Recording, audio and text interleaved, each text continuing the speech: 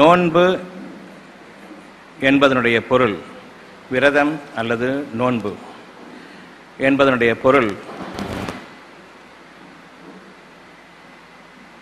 மனதை தூய்மைப்படுத்துதலாகும். தூய்மை என்றால் என்ன? உடல் தூய்மை நமக்கு தெரியும். மனதினுடைய தூய்மை என்றால் என்ன? நாம் மனிதர்களாக படைக்கப்பட்டிருக்கிறோம் என்றால் மனித தன்மையை கொண்டு படைக்கப்பட்டிருக்கிறோம் என்பதாகும். மிருகத்தன்மையை கொண்டு நாம் வாழ்வோமேயானால் நம்மை சார்ந்த சமுதாயத்தினர் நீ மனிதன்தானா என்று கேட்பார்கள். மனிதத்தன்மையுடன் நாம் விளங்க வேண்டுமென்றால் அந்த தன்மைகள் என்னவாக இருக்க வேண்டும்? நான் மற்ற மனிதர்களுக்கு மேலானவன் என்ற அந்த கர்வம் என்னிடம் இருக்கக்கூடாது. அப்படி ஒரு கர்வம் என்னிடம் இருக்குமானால் நிச்சயமாக என்னை சார்ந்த சமுதாயம் என்னை வெறுக்கும். அகம்பாவம் பிடித்தவனாகவும் ஆணவம் கொண்டவனாகவும் நான் இருப்பேனேயானால் அந்த பெருமையின் காரணமாக சமுதாயம் என்னை வெறுக்கும். சமுதாயம் வெறுக்கும் என்றால் சமுதாயத்தை சார்ந்த மனிதர்கள் அந்த மனிதத்தன்மையை கொண்டு என்னை வெறுப்பார்கள். அவர்களுடைய இருதயம் என்னுடைய கர்வத்தை ஏற்பதாக இல்லை. நான் கர்வம் கொண்ட மனிதனாக இருப்பதன் காரணமாக இவர்களெல்லாம் என்னை வெறுக்கிறார்கள் என்று நான் யாரிடமாவது நியாயம் கேட்பேனேயானால் அவர்கள் கூறுவார்கள், உங்களுடைய கர்வத்தின் காரணமாக அவர்கள் உங்களை வெறுப்பது நியாயம்தானே. நியாய உணர்வுகள் மனிதர்கள் அனைவரிடத்திலும் மனிதத்தன்மையாக இறைவன் தன் புறத்திலிருந்து அளித்திருக்கிறான். ஒரு நியாயமான மனிதன் அநியாயமாக கஷ்டத்திற்குள்ளாக்கப்பட்டால் பிற மனிதர்களின் அலிச்சாட்டியத்தின் காரணமாக, பெருமையின் காரணமாக ஒரு நியாயமான மனிதன் கஷ்டத்திற்குள்ளாக்கப்பட்டால் மனிதர்கள் பாவம் அநியாயமாக அவரை துன்புறுத்துகிறார்கள், அவர் நல்லவர் என்று உள்ளுக்குள் நிச்சயமாக அவர்கள் எண்ணுவார்கள். இது மனிதர்கள் துன்புறுத்தப்படும் அந்த நியாயமான மனிதனுக்கு ஆதரவாக செய்யக்கூடிய பிரார்த்தனையாகும். எப்பொழுது உண்மையை கொண்டு அவர்கள் உங்களை நல்லவர் என்றும் பிறர் அநியாயமாக அவரை துன்புறுத்துகிறார்கள் என்றும் உங்களுடைய மனதிற்கு படுமானால் அது பிரார்த்தனையாகவே அமைந்துவிட்டது. நீங்கள் உங்களுடைய வாய்களினால் அவரை காப்பாற்று என்று கேட்க வேண்டிய அவசியமில்லை. இறைவனுடைய எண்ணங்கள் அப்படியே உங்களுடைய இருதயங்களில் உதித்திருக்கிறது. ஆகவே நீங்கள் அந்த சமயத்தில் அதை ஏற்றுக்கொண்டதன் காரணமாக அது பிரார்த்தனையாக அமைந்துவிட்டது. ஆகவே பிரார்த்தனை என்பது உண்மையை கொண்டு நியாயமான உணர்வுகள் ஏற்படும் பொழுது அந்த நியாயமான உணர்வுகளுக்காக ஒரு கணம் தாமதித்து அதை ஏற்றுக்கொள்கிறோமே, அதன்பால் சார்ந்து உண்மைதான் என்று ஏற்றுக்கொள்கிறோமே, அப்பொழுது அவருடைய பிரார்த்தனை இறைவனிடம் அமைந்துவிட்டது. இது மனிதத்தன்மையினுடைய அடுத்து ஒரு இறைவனுடைய பண்புகளில் இருந்து கொடுக்கப்பட்ட பாக்கியம், நியாய உணர்வு. ஒரு மனிதன் உண்மையாக இருக்கிறான் என்ற காரணத்தால் அநியாயக்காரர்களை சார்ந்த சமுதாயம்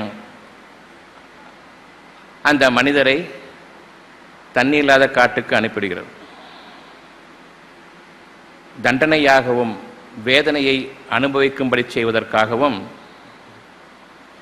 நியாயமான உண்மையை கொண்டு வாழக்கூடிய ஒரு மனிதரை தன்னுடைய சமூகத்தில் அதிகார வர்க்கம் சேர்த்துக் கொள்வதில்லை. இப்பொழுதும் மனிதர்களுடைய எண்ணம் அநியாயமாக பழி வாங்குகிறார்கள், உண்மையையும் நியாயத்தையும் பேசியதன் காரணமாக. ஆகவே இறைவனுடைய பாக்கியம் அந்த மனிதர், அநியாயம் செய்யப்படும் அந்த மனிதர் மீது இறங்குகிறது. யாரொருவருக்கு இறைவன் தன்னுடைய அருளை திறந்து விடுகிறானோ அதை தடுப்பவர் எவரும் இல்லை.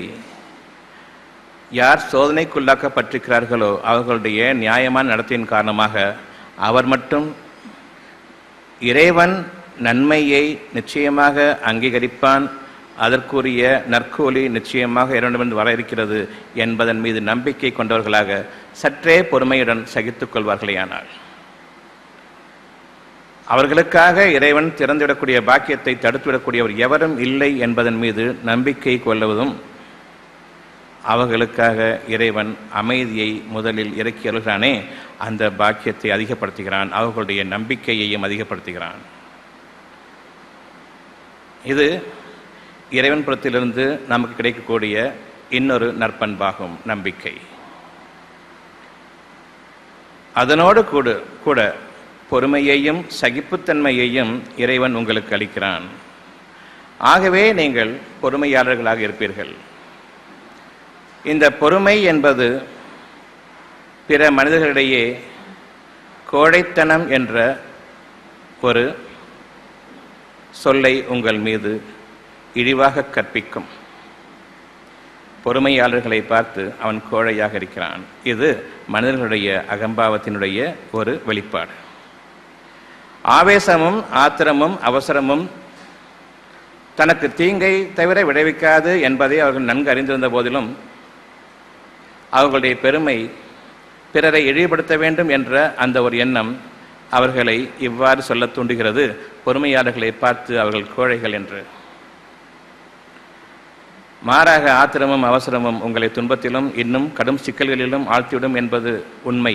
இருந்தாலும் பெருமை வீரத்தை காட்ட தூண்டுகிறது, அதில் அவர்களுக்கு நஷ்டத்தை தவிர இல்லை.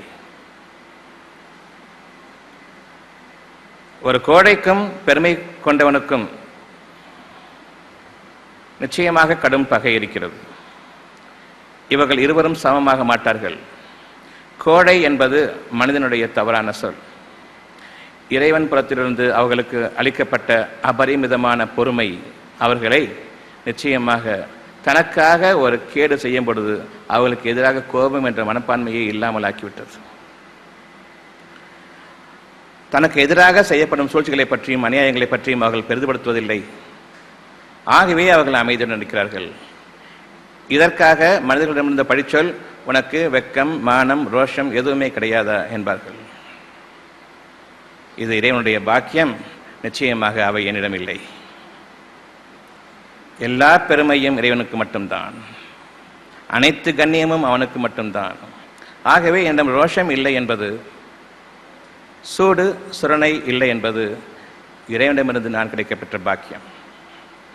பொறுமையாளர்களுக்கு தவிர அந்த மகத்தான பாக்கியம் இல்லை. ஆகவே எந்த அளவுக்கு மனிதனுக்கு கோபம் வராதோ அவன் வெகுளியாக இருக்கிறான் என்று கூறுவார்கள்.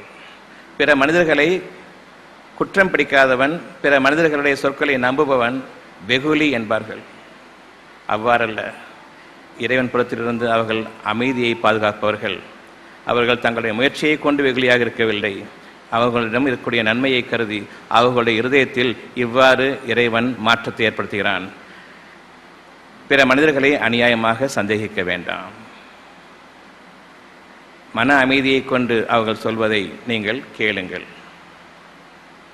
அதில் உங்களுக்கு துன்பம் ஏற்பட்டுவிட்டாலும் நான் உங்களிடமிருந்து கோபத்தை நீக்கிவிட்டேன். அவர்களுக்கு எதிராக தலைப்படக்கூடிய சூடு சுரணையை நான் நீக்கிவிட்டேன்.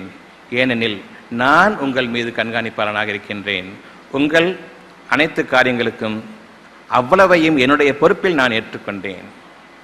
ஆகவே நீங்கள் அமைதியை மேற்கொள்ளுங்கள்.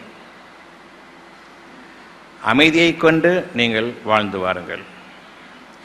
இறைவனிடம் அமைதியையும் பொறுமையையும் கேளுங்கள். அவனிடம் இருக்கிறது அனைத்து நற்பண்புகளும். அவன் தன் புறத்திலிருந்து உங்களுக்கு அந்த நன்மைகளை அறிவிப்பான். நன்மைகளை நீங்கள் இறைவனிடமிருந்து கிடைக்கப் பெறுவதில் எந்த தயக்கமும் காட்டாதீர்கள். அந்த நன்மைகளை கிடைக்கப் பெற வேண்டும் என்ற அந்த ஒரு விருப்பத்தில் எந்த ஒரு தொய்வையும் நீங்கள் உங்களுக்கு ஏற்படுத்திக் கொள்ளாதீர்கள். மனிதர்களுடைய அனைத்து வரம்புகளையும் அவர்கள் தங்களுடைய இருதயத்திலிருந்து மீறிவிட்டார்கள். பெருமையின் காரணமாக இறைவன் ஏற்படுத்திய வரம்புகள் அனைத்தையும் அவர்கள் மீறிவிட்டார்கள். தங்களுடைய கௌரவம், தங்களுடைய மரியாதை, தங்களுடைய கண்ணியம், தங்களுடைய புகழ் என்று இறைவனை மறந்து அவர்களுக்கு சொற்பமாக கொடுத்திருக்கக்கூடிய நன்மைகளை கொண்டு அவர்கள் தங்களை உயர்த்தி கொள்ள ஆசைப்படுகிறார்கள். அதன் காரணமாக பிற மனிதர்களை அவர்கள் தாழ்த்தி ஆக வேண்டும். எனவே நம்முடைய இறை பண்புகளில் மிக முக்கியமானது பெருமையை விட்டும் நான் என்னை பாதுகாத்துக் கொள்வதும்,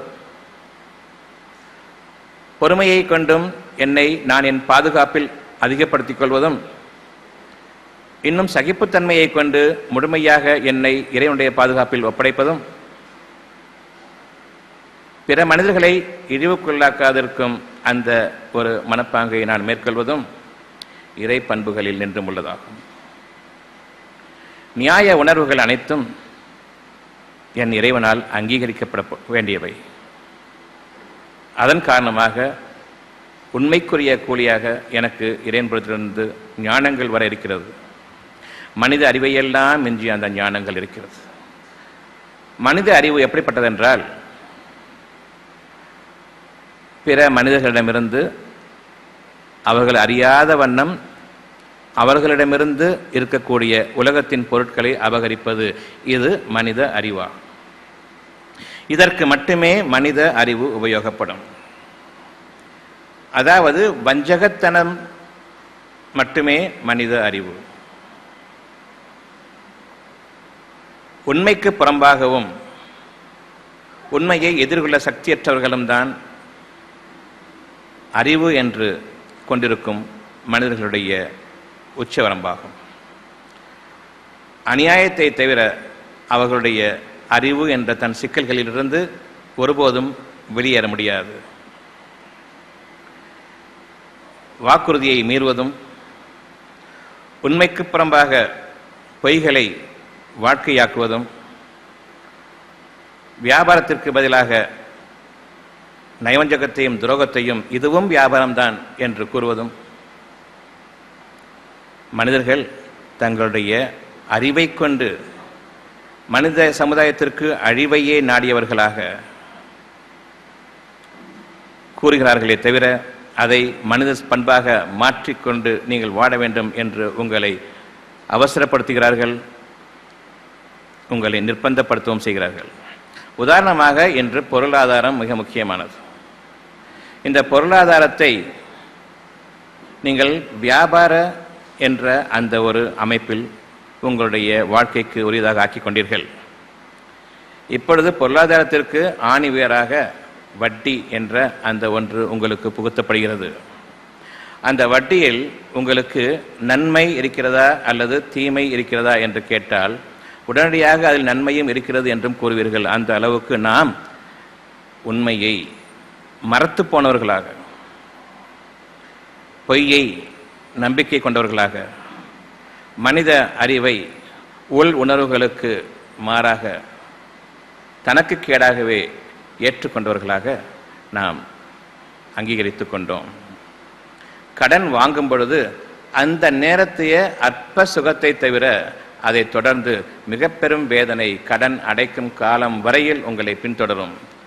அதை நாம் தெரிந்தும் மறக்கடிக்கப்பட்டவர்களாக, சோதனைகளுக்கு உட்படுத்தப்பட்டவர்களாக, சூழ்ச்சி வலைகளில் சிக்க வைக்கப்பட்டு விட்டோம். இதற்கு காரணம் அவசரம் ஆகும். இன்று பணம் கிடைத்துவிட்டால் போதும், நாளை பார்த்து கொள்ளலாம். நாளை நிச்சயமாக இதை அடைப்பதற்கு உங்களுக்கு வழி இல்லை என்பது உங்களுக்கு நன்றாக தெரியும். அவ்வாறிருந்தும் கொஞ்சமேனும் நாம் பொறுமையை மேற்கொண்டிருப்போமேயானால் இறைவனிடமிருந்து அவனுடைய வழி ஞானங்களாக உங்களுக்கு திறந்திருக்கும். மூடப்பட்ட வழி இறைவனுடைய ஞானங்களை கொண்டு திறக்கப்பட்டிருக்கும். அந்த வழியில் நீங்கள் செல்லும் பொழுது உங்களுக்கு வாழ்க்கையில் எந்த தடையோ அல்லது தீங்குகளோ ஏற்படாது.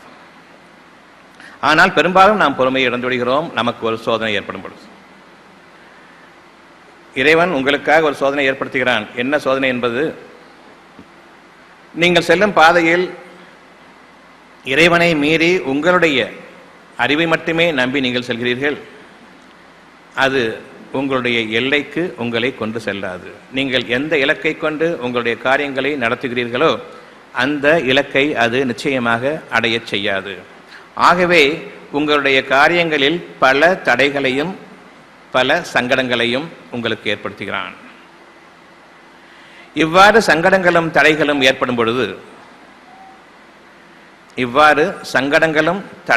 ஏற்படும் பொழுது நீங்கள் உணர வேண்டியது என்னவென்றால், என் இறைவனே, என்னுடைய காரியத்தில் நான் முயற்சிக்கும் பொழுது எனக்கு இந்த சங்கடங்கள் ஏற்படுகிறது என்றால் என்னுடைய முயற்சியில் தீங்கு இருக்கிறது, என்னுடைய அறிவில் ஒரு சங்கடம் இருக்கிறது, என்னுடைய அறிவு முழுமை பெறாததாக இருக்கிறது, என்னுடைய அறிவை கொண்டு நான் நினைத்ததை சாதிக்க முடியாது என்பதையும் நான் அறிகிறேன்.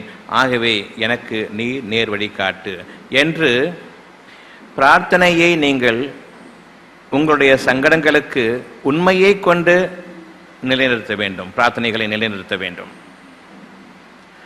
அவ்வாறு நிலைநிறுத்த முடியவில்லை என்றால் நீங்கள் இறைவனுடைய பாதையை விட்டும் வழி தவறியவர்கள். எப்பொழுது ஆரம்ப சங்கடத்திலேயே நான் நிச்சயமாக இந்த பாதையிலிருந்து இறைவனால் தடுக்கப்படுகிறேன் என்ற உண்மையை நீங்கள் உணர்கிறீர்களோ, அப்பொழுது முதல் சங்கடத்தில் உங்களுடைய முயற்சிகளை நீங்கள் சற்றே பொறுமையை கொண்டு பின்வாங்கிக் கொள்ளுங்கள்.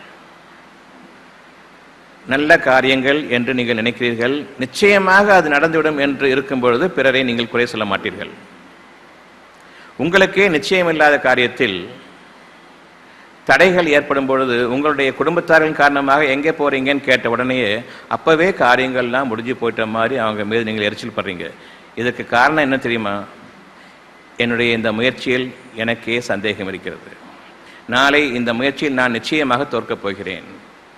அதற்கு இப்பொழுதே நான் அடிக்கல் நாட்டி விடுகிறேன்.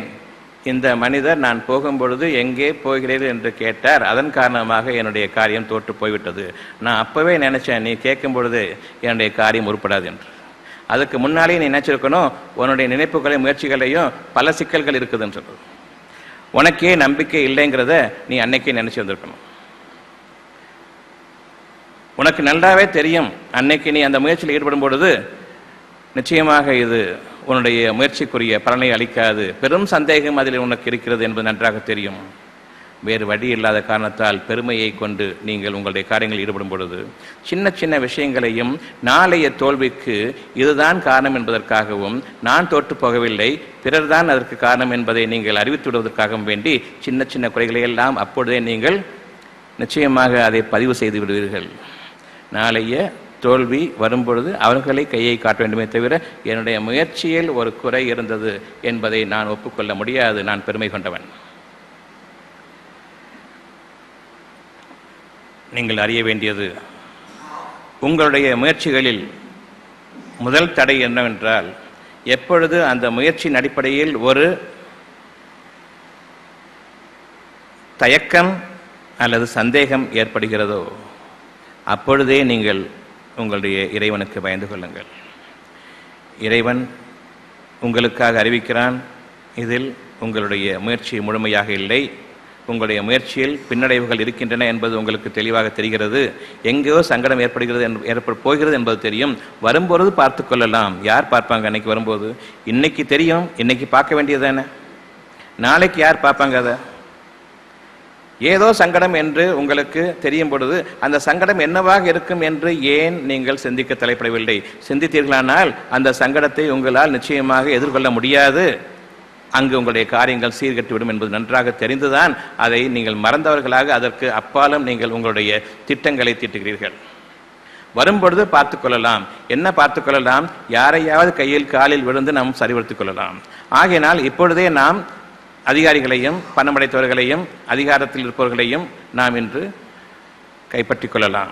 நம்முடைய பணத்தை கொண்டும் நம்முடைய அளவுக்கு மீறிய அடிபணிதலை கொண்டும் மனிதர்களுக்கு தாழ்ந்து போவதை கொண்டும் அதிகாரிகளுக்கும் அதிகாரம் படைத்தவர்களுக்கும் ஆணவம் பிடித்தவர்களுக்கும் நாம் தாழ்ந்து போவதை கொண்டு இன்றே அவர்களை நாம் அவர்களுடைய நல்லெண்ணத்தில் புகுத்திக் கொள்ளலாம். நாளை அவர்கள் உதவுவார்கள். ஆகவே உங்களுடைய அறிவு எந்த அளவுக்கு போகிறது என்றால், மனிதர்களுடைய காலை பிடித்து உங்களுடைய காரியங்களை சாதித்துக் கொள்ளக்கூடிய அளவுக்கு இன்று உங்களுடைய திட்டங்கள் இருக்கிறது. அடுத்ததாக, மனிதர்களுடைய மனநிலையை போதைக்குள்ளாக்கி காரியங்களை சாதித்துக் கொள்ள முடியும். ஆகவே கவர்ச்சியான பேச்சும், வீணான சிரிப்பும், தேவையில்லாத உபசாரங்களும், இன்னும் அவர்களுக்கு போதைகளை ஏற்படுத்தக்கூடிய அனைத்து காரியங்களையும் நீங்கள் மானக்கேடாக உங்களுக்கு எதிராகவே நீங்கள் செய்வீர்கள். அதை கொண்டும் சிறு அற்பமான சுகம் உங்களுக்கு இருக்கிறது. உங்களுடைய முயற்சிகளுக்கு இந்த உலகத்தில் இருக்கக்கூடிய சுகத்தில் ஒரு சிறு பங்கை அனுமதிக்கிறான். ஆனால் அதில் துன்பங்கள் ஏராளம். எப்பொழுது நீங்கள் இந்த சுகத்தை அனுபவித்து விட்டீர்களோ துன்பத்தையும் அனுபவிக்க நீங்கள் தயாராக இருங்கள். நீங்கள் இந்த மனித அறிவை நம்பி உங்களுக்காக கொடுக்கப்பட்ட ஒரு மனித அறிவு இறைவனால் கொடுக்கப்பட்டதுதான், சந்தேகமே இல்லை. ஆனால் அது போதாது என்பதை நீங்கள் அறிவதற்காக கொடுக்கப்பட்டதுதான் அந்த அறிவை தவிர, இது இறைவனே எனக்கு தேவையில்லை போதும் என்ற அளவுக்கு நீங்கள் பெருமையில் ஆகிவிடுவதற்காக அந்த அறிவு கொடுக்கப்படவில்லை. மனிதர்களில் பெரும்பாலோர் இந்த அறிவு போதும், இறைவன் தேவையில்லை என்பதை அவர்கள் தங்களுக்கு உரியதாக ஆக்கிக் கொண்டார்கள். இந்த அறிவு போதாது என்பது நமக்கு தெரியும். ஆகவே நாம் இன்று திரும்புகிறோம், மனிதர்களை விட்டும் நாம் இன்று திரும்புகிறோம். ஆகவே எனக்கு கொடுக்கப்பட்ட ஒரு பாக்கியம் ஒரு சோதனைக்காகவே அன்றி, இன்று நான் அனுபவித்துக் கொண்டிருக்கூடிய அவ்வளவு சுகமும் என்னுடைய அறிவை கொண்டு நான் உபயோகப்படுத்தி நிச்சயமாக அந்த ஒரு சுகத்தை அனுபவித்துக் கொண்டிருக்கிறேன் என்றால், இதை தொடர்ந்து பெரும் துன்பங்கள் இருக்கின்றன என்பதை நீங்கள் இன்று மறந்துவிட வேண்டாம். இன்று நீங்கள் இறைவனிடம், என் இறைவனே துன்பத்திலிருந்தும் என்னை பாதுகாத்துக்கொள், நிச்சயமாக நான் என்னுடைய அறிவின் காரணமாக சம்பாதித்ததில் மனித துரோகம் அதிகமாக இருக்கிறது, நயவஞ்சகம் இருக்கிறது, நான் மட்டும் என்ற அந்த உணர்வுகளை கொண்டு வாழ்ந்துவிட்டால் போதும் என்ற அந்த உணர்வுகளை கொண்டு வாழ்ந்த ஒரு முயற்சியும் இருக்கிறது. என் இறைவனே நீ என்னை பாதுகாத்துக்கொள் என்ற அந்த ஒரு எண்ணத்தை கொண்டிருப்பீர்களானால் நீங்கள் செய்த மிகத்தீய காரியங்கள் எல்லாம் இன்று உங்களுக்கு மன்னிக்கப்படுகிறது. எப்பொழுது அந்த காரியங்கள், தீய காரியங்கள் நீக்கப்பட்டு விட்டதோ அந்த இடத்தில் நீங்கள் வேறு ஒரு காரியம் செய்திருக்க வேண்டும் இல்லையா? அது என்னவாக இருக்கும்? நல்ல காரியங்களா, கெட்ட காரியங்களா? ஆகவே நன்மையை உங்களுக்கு அந்த தீமைக்கு பதிலாக மாற்றிவிடுவான். இன்னும் அதனுடைய பிரதிபலன்களையும் உங்களுக்கு அதிகமாக்குவான். ஆகவே தொடர்ச்சியான நற்கூலிகள் உங்களுக்கு இருக்கிறது. இன்று உங்களுடைய தீமைகளை நீங்கள் சம்பாதித்ததற்காக இறைவனிடம் மனம் திருந்துவீர்களானால், உங்களுடைய கைசேதத்தை உங்களுக்காக ஏற்படுத்தி கொண்ட அந்த நாசத்தை, வரவிருக்கக்கூடிய அந்த நாசத்தை இறைவனுடைய பொருத்தத்தை கொண்டு நீங்கள் பயந்து கொள்வீர்களானால், அது பாவ மன்னிப்பை உங்களுக்கு ஏற்கனவே ஏற்படுத்தி விட்டது என்பதாகும். நம்பிக்கை கொள்ளுங்கள், இறைவன் மன்னிப்பவன். உங்களை அறியாமலே அவன் உங்களுக்கு மன்னிப்பை அளித்துக் கொண்டிருக்கின்றான். ஏனென்றால் ஏதோ ஒரு நல்ல குணம் உங்களுக்கு இருக்கும் வரையில் அவன் மன்னித்துக் கொண்டிருக்கிறான். ஆகவே முடிந்த வரையில் உங்களுடைய கோபத்தையும் அவசரத்தையும் ஆத்திரத்தையும் அவை உண்டாகக்கூடிய சூழ்நிலைகள் உங்களுக்கு உருவாகும் பொழுது எச்சரிக்கையுடன் நீங்கள் தவிர்த்துக் கொள்வீர்களானால், இறைவனுடைய சோதனையில் நீங்கள் வெற்றி பெற்று விட்டீர்கள். உங்களை பற்றி அவன் திருப்தி கொள்கிறான். ஒரு சோதனை உங்களுக்கு ஏற்படும் பொழுது இறைவன் உங்களுக்கு ஒரு சோதனையை ஏற்படுத்துகிறான், சூழ்நிலையையே உருவாக்குகிறான் உங்களுக்காக. நீங்கள் எந்த அளவுக்கு இறைவனுக்கு மாறு செய்யாமல் உங்களுடைய நிலைகளை நீங்கள் உணர்ந்து இறைவனிடம் உதவி தேடுகிறீர்கள் என்பதை பார்ப்பதற்காக. அந்த சமயத்தில் நீங்கள் அவசரப்பட்டு உங்களுடைய அறிவை அதிகப்படுத்த முடியாது. பிறருடைய உதவியை நாடாமல் சோதனையில் சிக்கும் பொழுது நீங்கள் உங்களுடைய சொந்த அறிவை கொண்டு ஒருபோதும் வெளியேற முடியாது. பிற மனிதர்களும் உங்களைப் போன்ற மனித அறிவை கொண்டவர்கள் தான். அவர்களும் தங்களுடைய பெருமையில் இருப்பவர்கள் தான். உங்களை விட பெருமையிலும் அநியாயத்திலும் யார் அதிகமாக இருக்கிறார்களோ அவர்களிடம் மட்டும்தான் நீங்கள் போய் உங்களுடைய ஒரு தேவைகளுக்காக நிற்க முடியுமே தவிர, உங்களை விட அநியாயத்தில் குறைந்தவர்களிடம் போய் உங்களுடைய தேவைகள் நிறைவேற்றிக் கொள்வதற்கு நீங்கள் உதவி தேட மாட்டீர்கள். ஆகவே இன்னும் பெரும் துன்பம் உங்களுக்காக காத்திருக்கிறது. எந்த ஒரு சோதனையின் போதும் மனிதர்களுடைய உதவியை நீங்கள் நாட வேண்டாம்.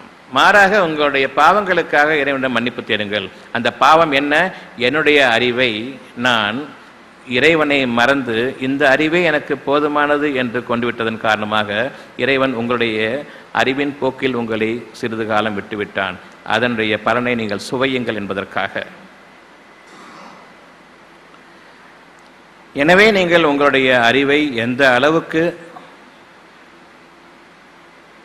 போதாது என்று நீங்கள் நம்புகிறீர்களோ, உங்களுடைய வாழ்க்கைக்கு கெடுதலை தவிர ஏற்படுத்தாது என்று நீங்கள் நம்புகிறீர்களோ, நீங்கள் நம்பிக்கையாளர்கள். இந்த அறிவில் எனக்கு மிக பெரும் கஷ்டம் இருக்கிறது என்று நம்புகிறீர்களோ, நீங்கள் இறைவனுக்கு பொருத்தமானவர்கள். இனி இந்த கஷ்டத்திலிருந்து மீள்வதற்கு யார் எனக்கு இந்த போதாத அறிவை ஒரு சோதனைக்காக கொடுத்தானோ அவனிடமே நான் இதை நிறைவாக்கிக் கொள்வதற்காக உதவி தேடுகிறேன். இன்னும் அதிகமாக நம்பிக்கை கொள்ளுங்கள். இன்று நீங்கள் எதிர்பார்த்து கொண்டிருக்கக்கூடிய ஒரு வேதனை அல்லது ஒரு சோதனை, ஒரு துன்பம் நம்மில் ஒவ்வொருவருக்கும் இருக்கிறது. நாளைய வாழ்க்கையில் நான் எதிர்பார்க்கக்கூடிய ஒரு சோதனை நிச்சயமாக நான் எதிர்பார்த்த நிலையில் தான் இருக்கிறேன். ஒவ்வொருவரும் அவரவருடைய செயலின் காரணமாக தனக்குத்தானே ஏற்படுத்தி கொண்ட ஒரு சோதனையின் பலனாக ஒரு துன்பம் எனக்கு வர இருக்கிறது என்பதை அவர்கள் நம்பிக்கை கொண்டுதான் இருக்கிறார்கள். எதை கொண்டு அவர்கள் பயந்து கொண்டிருக்கிறார்களோ நிச்சயமாக அது அவர்கள் மீது நிகழவே செய்யும். உங்களுக்கு எச்சரிக்கை வந்துவிட்டது. இப்பொழுது நீங்கள் அந்த எச்சரிக்கையை கொண்டு மனிதர்களுக்கு பயப்படுவதை தவிர்த்து உங்களுடைய இறைவனுக்கு பயந்து கொள்ளுங்கள். அவன்தான் அந்த ஒரு பாதகம் உங்களை அடைவதற்கு முன்பாக மனதில் ஒரு எச்சரிக்கையை ஏற்படுத்துகிறான். அது உண்மை. உங்களுடைய மனதில் அவன் ஏற்படுத்தக்கூடிய அந்த எச்சரிக்கை உண்மையாகும். அந்த உண்மையை நீங்கள் எந்த அளவுக்கு இறைவன் பயத்தை ஏற்படுத்துகிறானோ அந்த பயத்தையும் பாதுகாப்பும் அமைதியுமாக மாற்றுவதற்கு இறைவன் மட்டும்தான் போதுமானவன். அவனுடைய ஞானங்கள் இல்லாமல் என்னுடைய அறிவின் காரணமாக எனக்கு நான் ஏற்படுத்தி கொண்ட இந்த விளைவுகளிலிருந்து நிச்சயமாக மீள முடியாது என்பதை நீங்கள் உறுதியாக நம்பிக்கை கொண்டீர்களானால் நீங்கள் இறைவனுக்கு நன்றியுடையவர்கள். அவன் ஏற்படுத்திய ஒரு சோதனைக்கும் அவன் ஏற்படுத்திய ஒரு முன்னெச்சரிக்கை பயத்திற்கும் நீங்கள் இறைவனுக்கு நன்றியுடன் இருக்கிறீர்கள். கொடுத்த அறிவை ஒழுங்காகவும் அழகாகவும் பயன்படுத்தினீர்கள் என்பதாகும். இன்னும் என்னுடைய அறிவை கொண்டு நான் மிகைத்து விடுவேன் என்று எண்ணாமல் என்னுடைய அறிவின் எல்லை இவ்வளவுதான் என்பதை உணர்த்துவதற்காக ஏற்படுத்தப்பட்ட அந்த சோதனை நிச்சயமாக நீங்கள் தேர்ச்சி பெற்று விட்டீர்கள். ஆகவே அவன் அந்த பயத்தை உங்களை விட்டு நீக்குகிறான். அந்த சூழ்நிலையையே உங்களை மறக்கச் செய்கிறான். பெரும் சூழ்ச்சிகள் நடந்து கொண்டிருக்கின்றது. நீங்கள் உங்கள் கைகளால் ஏற்படுத்தி கொண்ட அந்த பாதகத்தை அனுபவிப்பதற்காக வேண்டி உங்களை தீண்டுவதற்காக பெரும் சூழ்ச்சிகள் நடந்து கொண்டிருக்கிறது. இறைவன் அந்த சூழ்ச்சிகளை அவர்களிடத்திலிருந்து பெயரச் செய்வது அவனுடைய அனுமதி இல்லாமல் இல்லை. அந்த சூழ்ச்சிகள் அவர்களையே சூழ்ந்து கொண்டிருக்கும். டைம் பாம் டிக் பண்ணியாச்சு. இன்னொரு ஒரு நிமிஷத்தில் அது வெடிக்க போகுது. இவர்களிடமிருந்து அது பெயரவில்லை என்றால் அந்த ஒரு நிமிடத்தில் யார் நாசமாவார்கள் என்பது உங்களுக்கு தெரியும். ஆகவே அவர்களுடைய சூழ்ச்சிகளை அனுமதிப்பதும் அனுமதிக்காமல் இருப்பதும் வித்தின் எ டைம் ஃப்ரேம், ஒரு குறித்த காலத்தவணையில் அவர்கள் மீது அது சுழன்று கொண்டிருக்கிறது. பின்பு அது நிகழவே செய்யும். யாரை சுற்றி கொண்டிருக்கிறதோ, யாரிடம் அந்த சூழ்ச்சி அவர்களிடமிருந்து பெயரவில்லையோ அவர்களை அது தாக்கும்.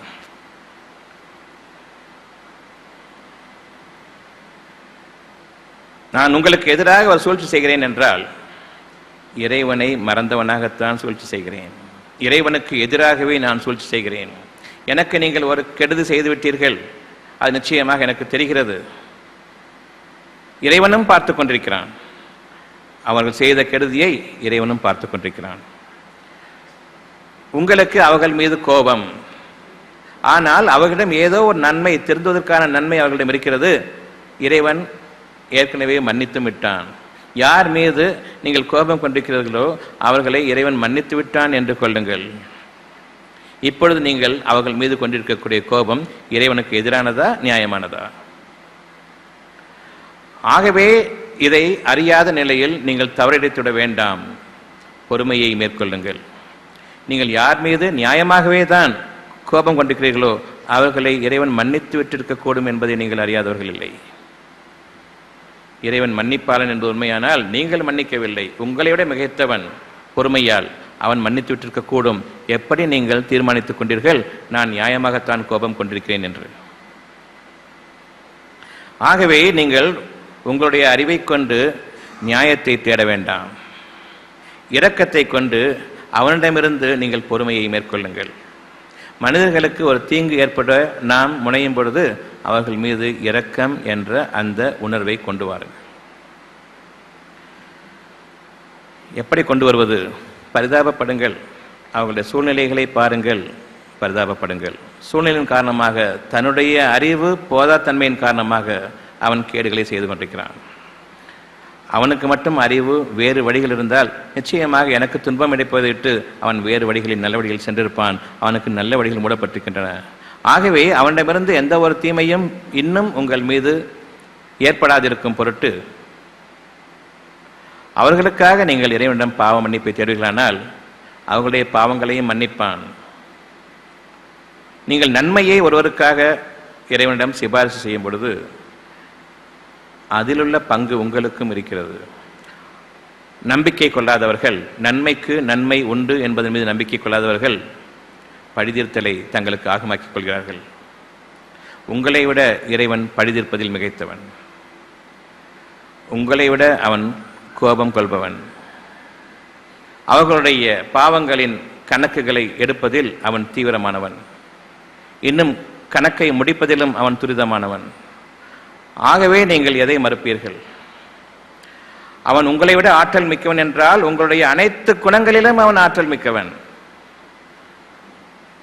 அவனுக்கு பதிலாகவா நீங்கள் உங்களுடைய காரியங்களில் உங்களுக்குள்ளே இருக்கக்கூடிய சர்ச்சைகளில்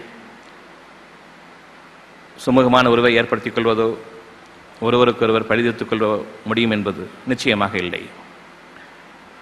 இறைவன் உங்களை விட ஆற்றலில் மிகைத்தவன் என்றால் பொறுமையிலும் அவன் ஆற்றல் மிகைத்தவன், மன்னிப்பிலும் ஆற்றல் மிகைத்தவன். யார் மீது நீங்கள் கோபம் கொண்டிருக்கிறீர்களோ அவர்களை இறைவன் ஏற்கனவே மன்னித்து விட்டிருக்கக்கூடும். ஆகவே நீங்கள் வரம்பு மீறிவிட வேண்டாம்.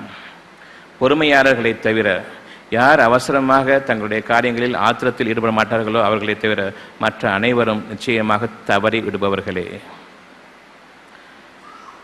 இந்த தவறுதலுக்காக இறைவன் மன்னிப்பான். ஆனால் அந்த தவறை நீங்கள் செய்யாமல் இருந்தால் எந்த அளவுக்கு அவனுடைய பாக்கியங்கள் உங்களுக்கு அதிகமாக இருக்கும் என்பதை ஏன் நீங்கள் விரும்பவில்லை? உங்களுக்கு நன்மை ஏற்படுவதை நீங்கள் விரும்பாமல் தீமைகளின் பக்கம் சார்வதன் காரணம் என்ன? ஆகவே நீங்கள் மனிதன் என்ற அந்த பண்புகளில் நிலைத்திருக்க வேண்டுமென்றால் இறைவன் உங்களுக்கு அளித்திருக்கும் அந்த பண்புகளை அதிகமாக்கிக் கொள்ளுங்கள். மனிதர்கள் உங்களை நல்லவர்கள் என்று கூறுவார்களே அந்த பண்புகளை, இதையும் மனித சமுதாயம் ஏளனமாகத்தான் சொல்லும். ரொம்ப நல்லவன் பேர் எடுத்தாது எல்லாம் மேய்ஞ்சிட்டு போறாங்க. அவங்கள நிச்சயமாக மேய்ஞ்சுவிட முடியாது. ரொம்ப நல்லவனா இருந்தால் அப்படி கஷ்டப்பட வேண்டியதுதான். இது என் இறைவனால் எனக்கு ஏற்படுத்தப்பட்ட சோதனை. நிச்சயமாக இந்த சோதனை வரும், நல்லவர்களுக்கு இந்த சோதனை வரும் என்பதை ஏற்கனவே எனக்கு வாக்களித்திருக்கிறான். இப்படி ஒரு சோதனை எனக்கு முன்பாக வரும் பொழுது நான் நம்பிக்கை கொண்டவன் என்பது உண்மையானால் நிச்சயமாக என் இறைவன் வாக்களித்தது இதுதான் என்பதன் மீது நம்பிக்கை கொள்வீர்கள்.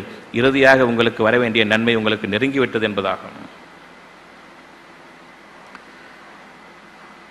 ஆகவே மனிதர்கள் காரணமாக ஒரு சோதனை ஏற்படும் பொழுது உங்களுடைய கைகளால் நீங்கள் உங்களுடைய அறிவை பயன்படுத்தி முற்பகுதியில் செய்தனுடைய வினையைத்தான் நீங்கள் அனுபவித்துக் கொண்டிருக்கிறீர்கள். அறியாமையின் காரணமாக உங்களுடைய அறிவு போதாது என்று இருக்க நான் அறிவு பெற்றவன் என்று எண்ணிக்கொண்டு முட்டி முனைந்து முயற்சியில் ஈடுபட்டு இரவு பகலாக தேடிக்கொண்ட வினையைத்தான் நீங்கள் அனுபவித்துக் கொண்டிருக்கிறீர்களே தவிர மற்றபடி உங்கள் இறைவன் உங்களுக்கு ஒரு அணுவளவும் அநியாயம் செய்துவிடவில்லை. இப்பொழுதாவது இறைவன் பக்கம் திரும்புங்கள். என் இறைவனே எனக்கு நானே அநியாயம் செய்து கொண்டேன், அவர் என் மீது குற்றமிழைத்து விட்டார் என்று கூற வேண்டாம். என் பாவங்களுக்காக நீயே எனக்கான மன்னிப்புக்கு பொறுப்பேற்றுக் கொள்வாயாக. யார் என் மீது சூழ்ச்சிகளை மேற்கொண்டிருக்கிறார்களோ அவர்களுக்கும் நீ நேர்வழியை காட்டுவாயாக. இன்னும் அவர்களுடைய வரம்பு மீறுதல்களிலிருந்து நீயே பாதுகாப்பதில் சிறந்தவன். ஆகவே எனக்கு அமைதியை கொடுப்பாயாக. எப்பொழுது என்னுடைய பயமும் என்னுடைய கவலையும் முன்னெச்சரிக்கை எனக்கு தருகிறது வர இருக்கும் ஒரு சம்பவத்தை பற்றி என்பது உண்மையோ அந்த அளவுக்கு நீங்கள் இறைவனிடம் உங்களுடைய பாவங்களுக்காக மன்னிப்பையும் நேர்வழியையும் இன்னும் அவர்களுக்காக நீங்கள் பாவத்திற்காக மன்னிப்பையும் நேர்வழியும் தேடும் பொழுது அவன் இறைவன் அவர்களுக்கு பாவத்தை மன்னித்து ஞானங்களிலிருந்து கொடுத்து அவர்களுடைய அறிவை மிஞ்சக்கூடிய ஞானங்களை கொடுத்து இதில் ஈடுபட வேண்டாம் என்பதையும் அவர்களுடைய இருதயத்துக்கு அறிவிப்பான். உங்களால் முடியாது. அதையும் மீறி அவர்கள் ஆணவத்தில் செயல்படும் பொழுது அவர்களை அழிக்க இறைவன் போதுமானவன். உங்கள் கண்களுக்கு தெரியாமலேயே அவர்களை ஆக்கிவிடுவான். அதற்கு முன்பாக எப்பொழுது நீங்கள் இறைவனிடம் உங்களுக்கான நேர்வழியை கேட்டீர்களோ அப்பொழுதே இறைவன் உங்களுக்கு சமாதானத்தையும் அமைதியும் அளித்து விட்டான். அது பயத்தை உங்களுக்கு பாதுகாப்பும் அமைதியுமாக இறைவன் ஆக்கிவிட்டானே, உண்மையை கொண்டு அவனுடைய வாக்கு பிரமாணமாகும். தன்னுடைய வாக்குறுதியில் ஒருபோதும் இறைவன் மீற மாட்டான். ஆகவே அந்த அமைதி ஏற்பட்டுவிட்டதென்றால் நீங்கள் எதை கொண்டு பயந்தீர்களோ அந்த சூழ்நிலை உங்களை விட்டும் நீங்கிவிட்டது என்பதை உணர்ந்து கொள்ளுங்கள். ஆனாலும் உணராதவர்கள் அவர்களை பற்றி பயமுறுத்தி கொண்டிருப்பார்கள். இதுவும் உங்களுக்கு ஒரு சோதனை தான். நான் கொடுத்த அமைதியை அதனுடைய வாக்கு பிரமாணமாக எடுத்துக்கொண்டு நிச்சயமாக அதை நிறைவேற்ற நான் தகுதி படைத்தவன், ஆற்றல் மிக்கவன் என்பதை நீங்கள் உணர்ந்த பிறகும் மனிதர்கள் அவர்களை தங்களுடைய அற்பமான அறிவை கொண்டு உங்களை பயமுறுத்துவார்களானால் நீங்கள் பயப்படவும் வேண்டுமா? ஆகவே இங்கு இருதயத்தில் கொடுக்கப்பட்ட அந்த அமைதியும் பாதுகாப்பும் உங்களுக்கு மற்ற மனிதர்கள் உங்களுக்கு அறிவுறுத்துவதை விட மேலானதாகும். உண்மையின் அடிப்படையில் இறைவனுடைய விருப்பங்களை நீங்கள் பின்பற்றுவதும், சோதனை காலங்களில் பொறுமையாக இருப்பதும், உங்களுடைய அறிவை நீங்கள் இறைவனுடைய ஞானங்களுக்கு மேலாக ஆக்கிக் கொள்ளாமல் பணிவுடன் இருப்பதும், மனிதர்களுக்கிடையே பெருமையாக நடக்காமல் இருப்பதும், இன்னும் அவனுடைய நியாயமான கட்டளைகளை நல்லுணர்வுகளை கொண்டு நிலைநிறுத்துவதும் ஆகிய இவைதான் எனக்காக என்னை சுற்றிலும் மிக பெரும் சூழ்ச்சிகள், இறுதியான சூழ்ச்சி அவருடைய முடிவு கொன்றுவிட வேண்டும் என்ற அந்த சூழ்ச்சி. ஒவ்வொரு மனிதனிடையேயும் அவர்கள் கூட்டம் போட்டு பேசுவதும், என்னுடைய வீட்டுக்கு அருகாமையிலேயே பெரும் கூட்டத்தை திரட்டி எனக்கு எதிராக பேசியதும், இன்றே தீர்த்துவிட வேண்டும் என்று முனைந்ததும் இருக்கிறது. ஆனால் இதில் ஒரு சின்ன சலசலப்பு கூட என்னுடைய காதுகளுக்கு எட்டவில்லை. அவ்வாறு எட்டியிருந்தால் நிச்சயமாக நான் பதற்றத்துக்குள்ளாகி கலக்கமடைந்து விடுவேன். என் இருதயத்தை இறைவன் நன்கறிந்தவன். இப்படி உங்களை சுற்றிலும் நகர்ந்து கொண்டிருக்கக்கூடிய, வெகு அருகாமல் நடந்து கொண்டிருக்கக்கூடிய மிக பெரும் சூழ்ச்சி காதுகளுக்கு இறைவன் எட்டவே வைக்கவில்லை. ஆகையினால் இந்த பயத்தை அமைதியும் பாதுகாப்பையும் கொண்டு மாற்றிவிட்டான். இனி உங்களுக்கு கவலையே கிடையாது. சில மாதங்களுக்கு பிறகு என்னுடைய உறவினர்களில் சிலர் வந்து அந்த நாள் உங்களை தீர்த்துட வேண்டும் என்று இருந்தார்கள். அப்படியா என்று கேட்டேனே தவிர அப்பொழுதும் எனக்கு அந்த பயம் ஏற்படவில்லை. இது இறைவனிடத்திலிருந்துள்ள பாதுகாப்பாகும். ஆகவே ஒரு சூழ்நிலை ஏற்படும் பொழுது பயப்பட வேண்டாம். அந்த சூழ்நிலைகளுக்கு முன்பாகவே நீங்கள் இறைவனுக்கு பயந்து கொள்ளுங்கள். உங்களை சுற்றிலும் நயவஞ்சகர்களும், உங்களை சுற்றிலும் இறைவனுடைய எதிரிகளும், உங்களுடைய எதிரிகளும், உங்களை சுற்றிலும் ஷைத்தான்களுடைய கூட்டாளிகளும் நெருக்கமாக இருக்கிறார்கள். அவர்களில் உங்களுடைய பகைவர்கள் யார் என்பது உங்களுக்கு தெரியாது. ஆகவே நீங்கள் இறைவனால் பாதுகாக்கப்பட்டிருக்கிறீர்கள். அவர்களை அடையாளம் காட்டிவிட்டால் உங்களுடைய இருதயங்கள் பயத்தால் நொறுங்கிவிடும். ஆகவே தன் பாதுகாப்பில் எடுத்துக்கொண்டான். அப்படியே ஏதேனும் அவர்களை பற்றிய ஒரு பயம் ஏற்படுமானால் அந்த பயத்தை மனிதர்களின் மீது கொண்டிருக்கிற பயமாக இல்லாமல் இறைவன் அனுமதித்தால் தவிர அவர்கள் என்னை தீண்ட முடியாது என்பதன் அடிப்படையில் அந்த பயத்தை இறைவன் மீது மேற்கொள்ளுங்கள். ஒவ்வொரு பய உணர்ச்சியும் இந்த உலகத்தினுடைய அடிப்படையில் உங்களுக்கு மனிதர்கள் மூலமாக நிகழக்கூடியது என்று உங்களுடைய அறிவு கூறுகிறது.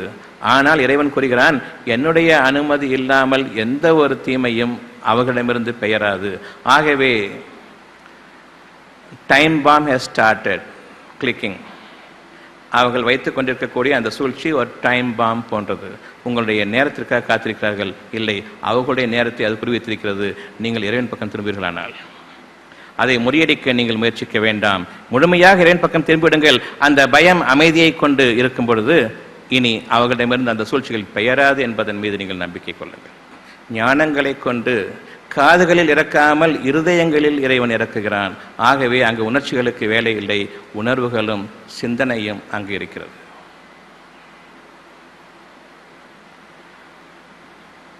மனிதர்களுக்காக நீங்கள் அச்சம் கொள்ள வேண்டாம். இறைவனுக்கு நீங்கள் நன்மைக்கும் நியாயத்துக்கும் உண்மைக்கும் அச்சப்படுபவர்களாக இருப்பீர்களானால். ஆகவே நீங்கள் மனிதர்கள் என்பது இறைவனுடைய பாதுகாப்பில் இருக்கும் வரையில் தான் நீங்கள் மனிதர்கள். இறைவனுடைய பாதுகாப்பையும் வழிநடத்தலையும் விட்டுவிட்டு நான் என்னுடைய பாதையில் போகிறேன், இறைவன் வேண்டாம் என்று கூறும் பொழுது இறைவனை நீங்கள் புறக்கணித்து விட்டீர்கள். எதிரிகள் இன்னும் ஆகவில்லை. இறைவனுக்கு எதிரிகளாக நீங்கள் இன்னும் ஆகவில்லை. இறைவனை புறக்கணிக்கிறீர்கள். இறைவனுடைய பண்புகளில் முக்கியமானது அவன் பொறுமையாளன்.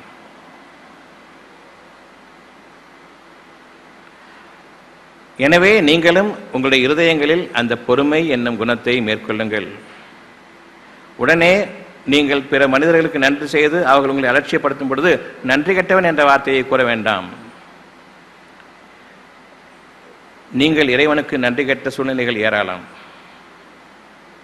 உங்களை நீங்கள் மதித்து கொண்டு இறைவனை பின்னுக்கு தள்ளிய அந்த சூழ்நிலைகள் ஏராளம். இறைவன் உங்களுக்கு கொடுத்த பாக்கியங்களுக்கெல்லாம் அவனை மறந்து நீங்கள் கொண்டாட்டங்களிலும் பார்ட்டிஸ் கொடுத்து நீங்கள் உங்களை மகிழ்வித்துக் கொண்டதும் உங்களை பெருமை பேச தூண்டி அந்த விழாக்களை நீங்கள் ஏற்பாடு செய்து கொண்டதும் ஏராளம். இறைவன் உங்களை மன்னித்திருக்கிறான். உங்கள் மீது பொறுமையாளன். ஆகவே நீங்கள் உங்கள் மீது மனிதர்கள் நன்றி இல்லாமல் ஆகிவிட்டார்கள் என்பதற்காக அவர்களை நன்றி கெட்டவன் என்று கூற வேண்டாம். இது உங்களுடைய நன்றி கெட்டத்தனத்திற்கு ஒரு வடிகாலாகும். இறைவனுக்கு நீங்கள் நன்றி கெட்ட சூழ்நிலைகள் ஏராளமாக இருந்ததிலிருந்து பல உங்களை விட்டு நீங்க இருக்கின்றன. எந்த ஒரு மனிதரையும் பார்த்து நீ நன்றி கெட்டவனாக இருக்கிறாய் என்று நாம் கூறாத வரைக்கும் நாம் இறைவனுக்கு பயந்தவர்கள். ஆகவே இந்த பண்பையும் நாம் மேற்கொள்வோம். பிற மனிதர்களுடைய குறைகளை நாம் துருவி பார்க்காத அந்த ஒரு குணத்தையும் நாம் மேற்கொள்வோம். மற்ற மனிதர்கள் பிற மனிதர்களை பற்றி உங்களிடம் குறை கூறும் பொழுதும் நீங்கள் அவர்களுடைய பேச்சுக்களை மாற்றிவிடுங்கள். பிறரை பற்றி பேச வேண்டாம். ஆகவே பெரும்பகுதியான பேச்சு மனிதர்களிடமிருந்து உங்களை விட்டும் நீக்கப்பட்டு விடுகிறது. மனிதர்களுடைய பெரும்பாலான பேச்சுக்களில் அநியாயமும் வரம்பு மீறுதலும் இறைவனுக்கு பிடிக்காதவையும் நிறைய இருக்கின்றன.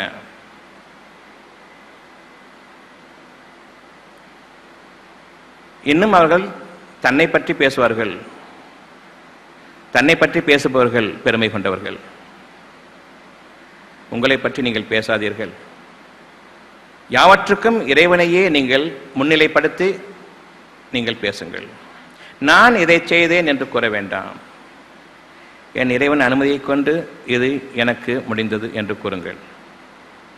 அல்லது இறைவனுக்கே எல்லா புகழும் என்று கூறுங்கள். அல்லது கூற வேண்டாம், மனதுக்குள் நினையுங்கள். எதற்கெடுத்தாலும் இறைவன் இறைவன் என்று கூறிக்கொண்டு கழுத்தை அறுப்பார் என்று கூட்டங்களில் இறை நம்பிக்கை கொள்ளாதவர்கள் வெறுப்பாக கூறுவார்கள். ஆகவே அவர்களுடைய வெறுப்பையும் சம்பாதிக்க வேண்டாம். உங்களை புகழும் பொழுது நீங்கள் அவருடைய பாவங்களுக்காக மனதார இறைவனிடம் நீங்கள் நினைக்கும் பொழுது அவர்களும் திருந்துவார்கள். ஆகவே நீங்கள் யார் ஒருவரையும் தன்னை பற்றி பேசுவதை, தன்னுடைய பெருமையை பற்றி பேசுவதை அனுமதிக்காதீர்கள். நான் என்று எப்பொழுது ஆரம்பிக்கிறார்களோ அப்பொழுதே அவர்கள் இறைவனுக்கு பதிலாக தங்களை ஆக்கிக்கொண்டு இறைவனுடைய அந்த பாக்கியங்களுக்கெல்லாம் தன்னுடைய ஆற்றலை அவர்கள் வெளிப்படுத்துவதாக இருப்பார்களே தவிர இறைவனுக்கு நன்றியுடன் இருக்க மாட்டார்கள். அவ்வாறு அவர்களுக்கு இறைவனுக்கு நன்றி இல்லாமல் இருக்கும் சூழ்நிலையில் தங்களை பற்றி அவர்கள் பெருமை கொண்டிருக்கும் நிலையில் தங்களை பற்றி பெருமை கொண்டிருக்கும் நிலையில் அவர்கள் இறைவனுடைய வரம்புகளை மீறும் பொழுது நீங்கள் அவர்களுடைய பாவங்களுக்காக மன்னிப்பு தேடுவீர்களானால் அவர்களும் உங்களை சார்ந்த சமுதாயமாக மாறுவார்கள். நீங்களும் இறைவனால் மிக பெரும் நன்மைகளை ஞானங்களாக அடைய இருக்கிறீர்கள். பிறர் செய்யும் சூழ்ச்சிகளை பற்றி நீங்கள் கவலைக்குள்ளாகிவிட வேண்டாம், பயத்திற்குள்ளாகிவிட வேண்டாம். அவ்வாறு உங்கள் காதுகளுக்கு எட்டும் பொழுது இன்னும் அந்த சூழ்நிலை உங்களை அடையவில்லை. ஆகவே நீங்கள் மனிதர்களுக்கு பயப்படுவதற்கு பதிலாக இறைவனுக்கு பயப்படுங்கள். எதனுடைய அடிப்படையில் இறைவனுக்கு பயப்பட வேண்டும்? என் இறைவனே, நான் செய்த தவறுகளை நீ எனக்காக மன்னித்து விடு. நீ மன்னிப்பவன். உங்களை விட, நம்மை விட, மனிதர்களை விட மன்னிப்பதில் நிச்சயமாக இறைவன் ஆற்றலுடையவன். ஆகவே நீங்கள் இறைவனை நெருங்குபவர்களாக இருப்பீர்களானால் அவனுடைய பண்புகளிலிருந்து நீங்கள் உங்களுக்கானதை அதிகப்படுத்திக் கொள்ளுங்கள். மனித தன்மை என்பது மனிதனாக அவனை உயர்த்தும் என்றால் மனிதனாகப்பட்டவன் மனித தன்மையை கொண்டிருக்க வேண்டும். அந்த மனித தன்மை இறைத்தன்மைகளாகும். இறைவன் நியாயமானவன். ஆகவே நீங்கள் நியாயத்தை மேற்கொள்ளுங்கள். நீங்கள் மனிதனாக வாழ முடியும். இறைவன் பொறுமையாளன். மனிதர்களிடம் நீங்கள் பொறுமையாக இருங்கள். ஆகவே நீங்கள் இறைத்தன்மையை அடைகிறீர்கள். பொறுமையாக உங்களுடைய முயற்சிகளை நீங்கள் மேற்கொள்ளும் பொழுது, என் இறைவனே, என்னுடைய பொறுமைக்கு நீ பொறுப்பேற்றுக்கொள். ஏனென்றால் உங்களுடைய பொறுமைக்கும் ஒரு அளவு இருக்கிறது. அந்த அளவை நீங்கள் அறிந்தவர்கள் தான்.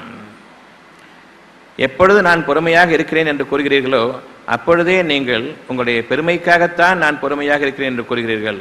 நான் பொறுமையாளர் என்பதை காட்டிக்கொள்வதற்காக. ஆகவே நான் பொறுமையாக இருக்கிறேன் என்று யார் கூறுகிறார்களோ அவர்கள் நிச்சயமாக உள்ளுக்குள் குமரிக் கொண்டிருக்கிறார்கள் என்பதாகும்.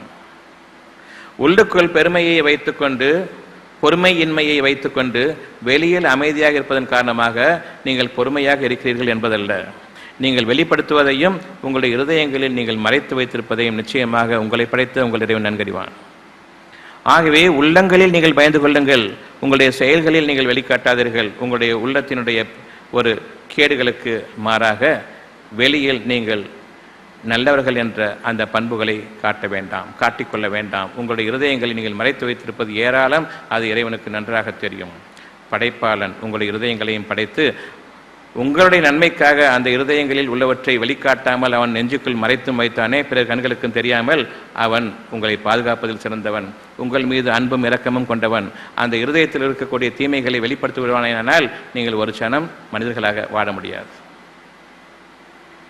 நம்முடைய மனதில் வைத்திருக்கக்கூடிய பாவமான எண்ணங்களையும் மானக்கேடானவற்றையும் உங்களுடைய இருதயங்களிலிருந்து இறைவன் வெளிப்படுத்தி விடுவானேயானால் உங்களில் ஒருவருமே மனிதனாக வாழ முடியாது. ஆகவே மனிதன் என்ற ஒரு அந்தஸ்தை இறைவன் கொடுத்திருக்கிறான். இதுவரையில் உங்களுடைய இருதயங்களில் உள்ள பாவங்களையும் குரோதமான எண்ணங்களையும் மானக்கேடானவற்றையும் நிச்சயமாக மனிதர்களுடைய கண்களில் இருந்து மறைத்து விட்டான். ஆகவே நீங்கள் அவனுக்கு நன்றி செலுத்துவீர்களா? உங்களை மனிதனாக இன்று வரையில் வாழ வைத்திருக்கிறானே, ஒரு நல்ல மனிதர் என்று. உள்ளுக்குள் அவ்வளவு கெட்ட மனிதர் இருந்தாலும் வெளிப்பார்வைக்கு நல்லவராக காட்டுகிறானே, அந்த ஒரு பாக்கியத்திற்காகவாவது இறைவனுக்கு நீங்கள் நன்றியுடன் இருப்பீர்களா? அவ்வளவு பொறுமையாளன்.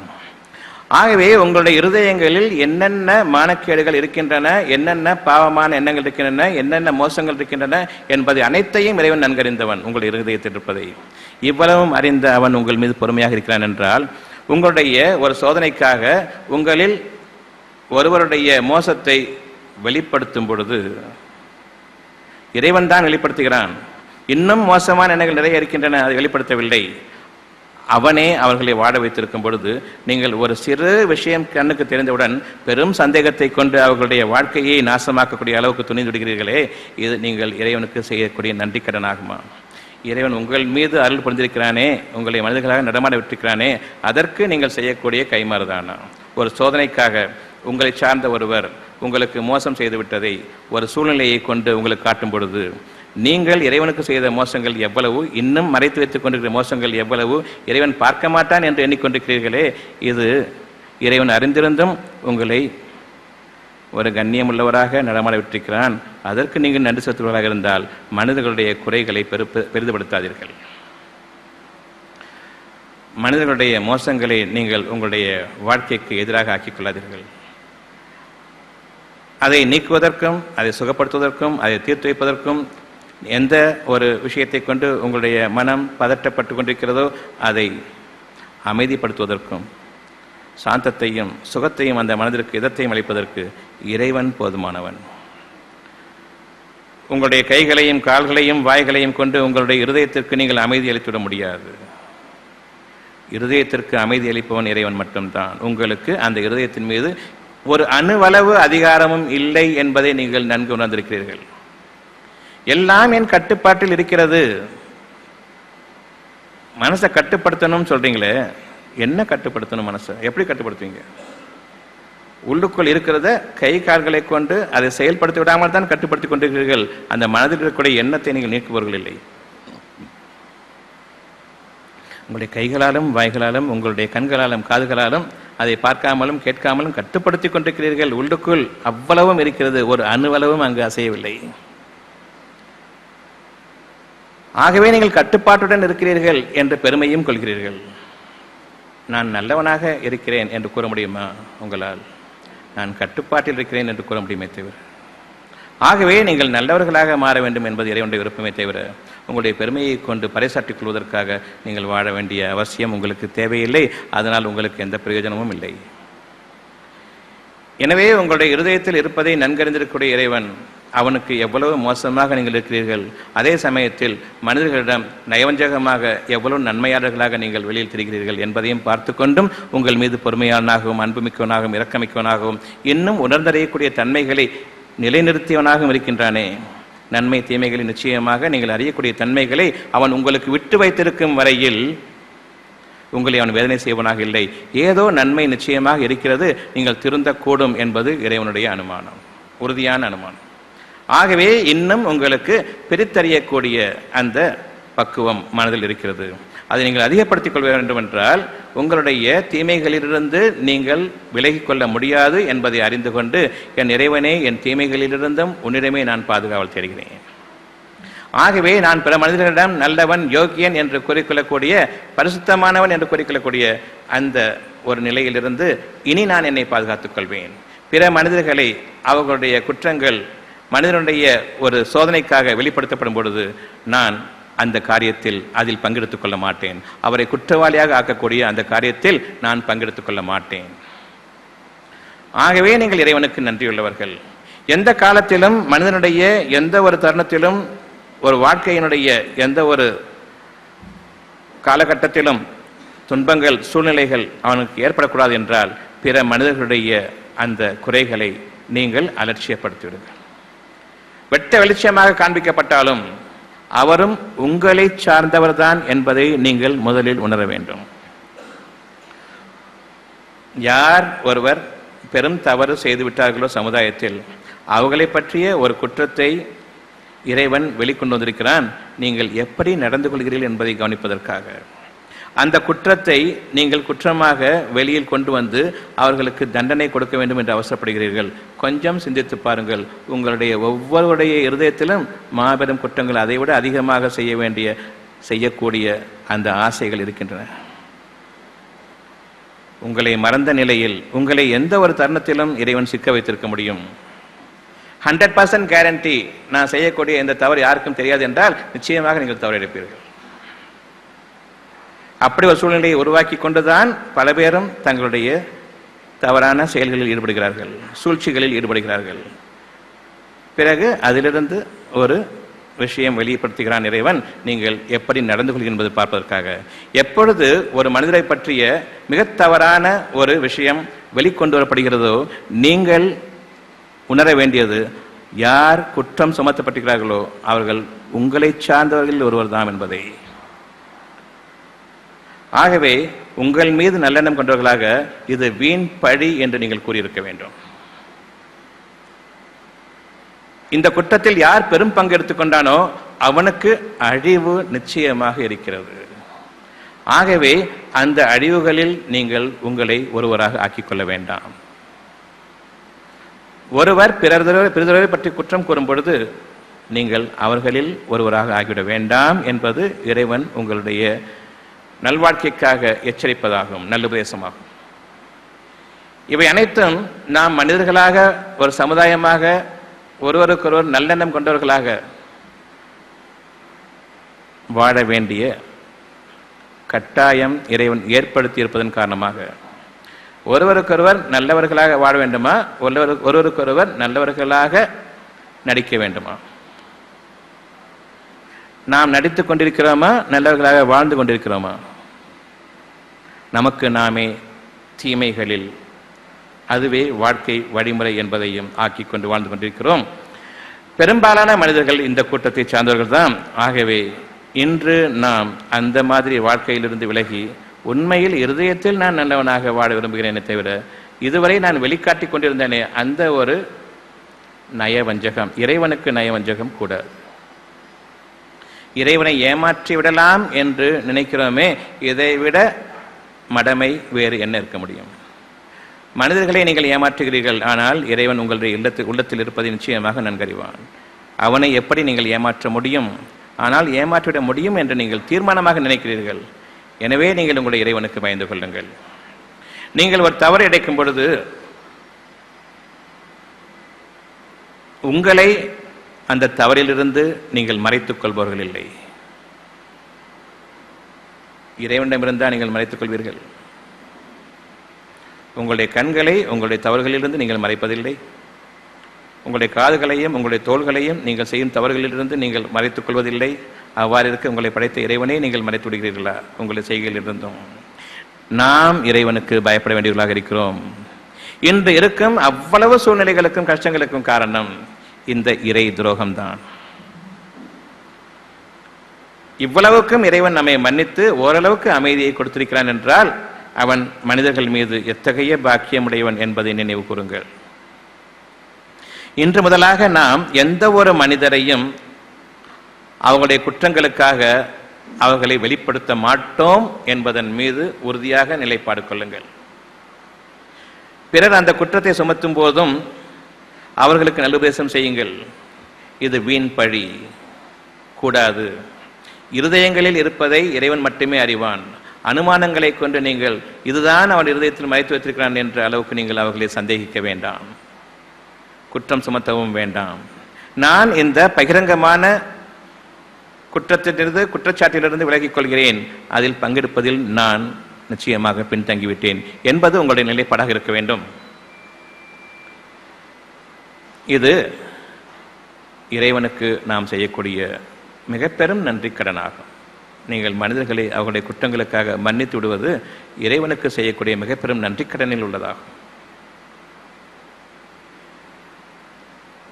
இனி நம்முடைய இருதயத்தில் இறைவனுடைய பண்புகளை இன்னும் அதிகமாக்கிக் கொள்ள வேண்டும்.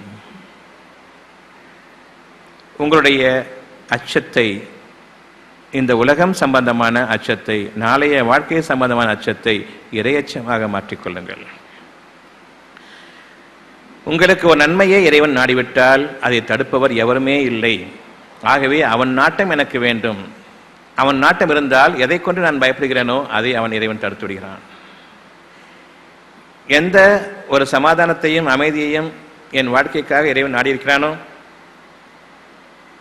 அந்த நாட்டத்தை தடுத்து விடுபவர் எவரும் இல்லை. மனிதர்களுடைய கைகள் எனக்கு எதிராக நீட்டப்படுவதிலிருந்தும் என் இறைவனிடம் நான் தஞ்சம் புகுகிறேன். ஆகவே உங்களுடைய அறிவின் முயற்சிகளிலிருந்தும் நீங்கள் சற்றே விலகி பாவ மன்னிப்புக்காக இறைவனிடம் திரும்புங்கள். அனைத்தும் உங்களுடைய இருதயங்களின் பக்கம் திரும்புவதில் இருக்கிறது. இறைவனை மறந்தவர்களாக இருக்கும் நிலையில் கடுமையான சோதனைக்கு நீங்கள் ஆளாக்கப்பட்டு மனிதர்களுடைய உதவி இல்லை என்று ஆகிவிடும் நிலைக்கு வரும்பொழுது உங்களுடைய பார்வைகளும் இருதயங்களும் கலங்கி தடுமாற்றம் அடையுமே, அந்த நாளை நீங்கள் பயந்து கொள்ளுங்கள். அந்த நாளில் எந்த மனிதனுடைய சிபாரிசும் உங்களுக்கு பலனளிக்காது. இறைவனுக்கு பயந்து கொள்ள வேண்டியது மிக மிக முக்கியமாகும். உங்களை அறியாமல் உங்களுடைய உள்ளங்களில் இருக்கும் கேடுகளின் காரணமாக தவறிழைத்துவிட்டு நான் தவறிழைக்காது இருந்திருக்க வேண்டுமே, என் கை செய்தமே என்று நீங்கள் சொல்லக்கூடிய அந்த ஒரு சூழ்நிலையில் இறைவன் ஏற்படுத்தி விடுவான் என்பதன் மீது நீங்கள் பயந்து கொள்ளுங்கள். ஆகவே மனிதர்களுக்கோ மனிதர்களுடைய அறிவுக்கோ பொருளாதாரத்திற்கோ உங்களுடைய குடும்பத்திற்கோ சூழ்நிலைகளுக்கோ பயப்பட வேண்டாம். இவற்றையெல்லாம் அனுமதிக்கும் இறைவனிடமே உங்களுடைய முழுமையான தஞ்சம் அமையட்டும். உங்களுடைய பாதுகாப்பு அவனளவிலேயே திரும்பியதாக இருக்கட்டும். உங்களுடைய பொருள்கள் உங்களை பாதுகாக்காது. உங்களுடைய மனதில் இருக்கக்கூடிய அமைதியை நீங்கள் பாதுகாத்துக் கொள்ளுங்கள். இது இறைவனுடைய வாக்கு பிரமாணம். உங்களுடைய இருதயத்தின் அமைதியை நான் இன்று கொடுத்திருக்கிறேன், பாதுகாத்துக் கொள்ளுங்கள்.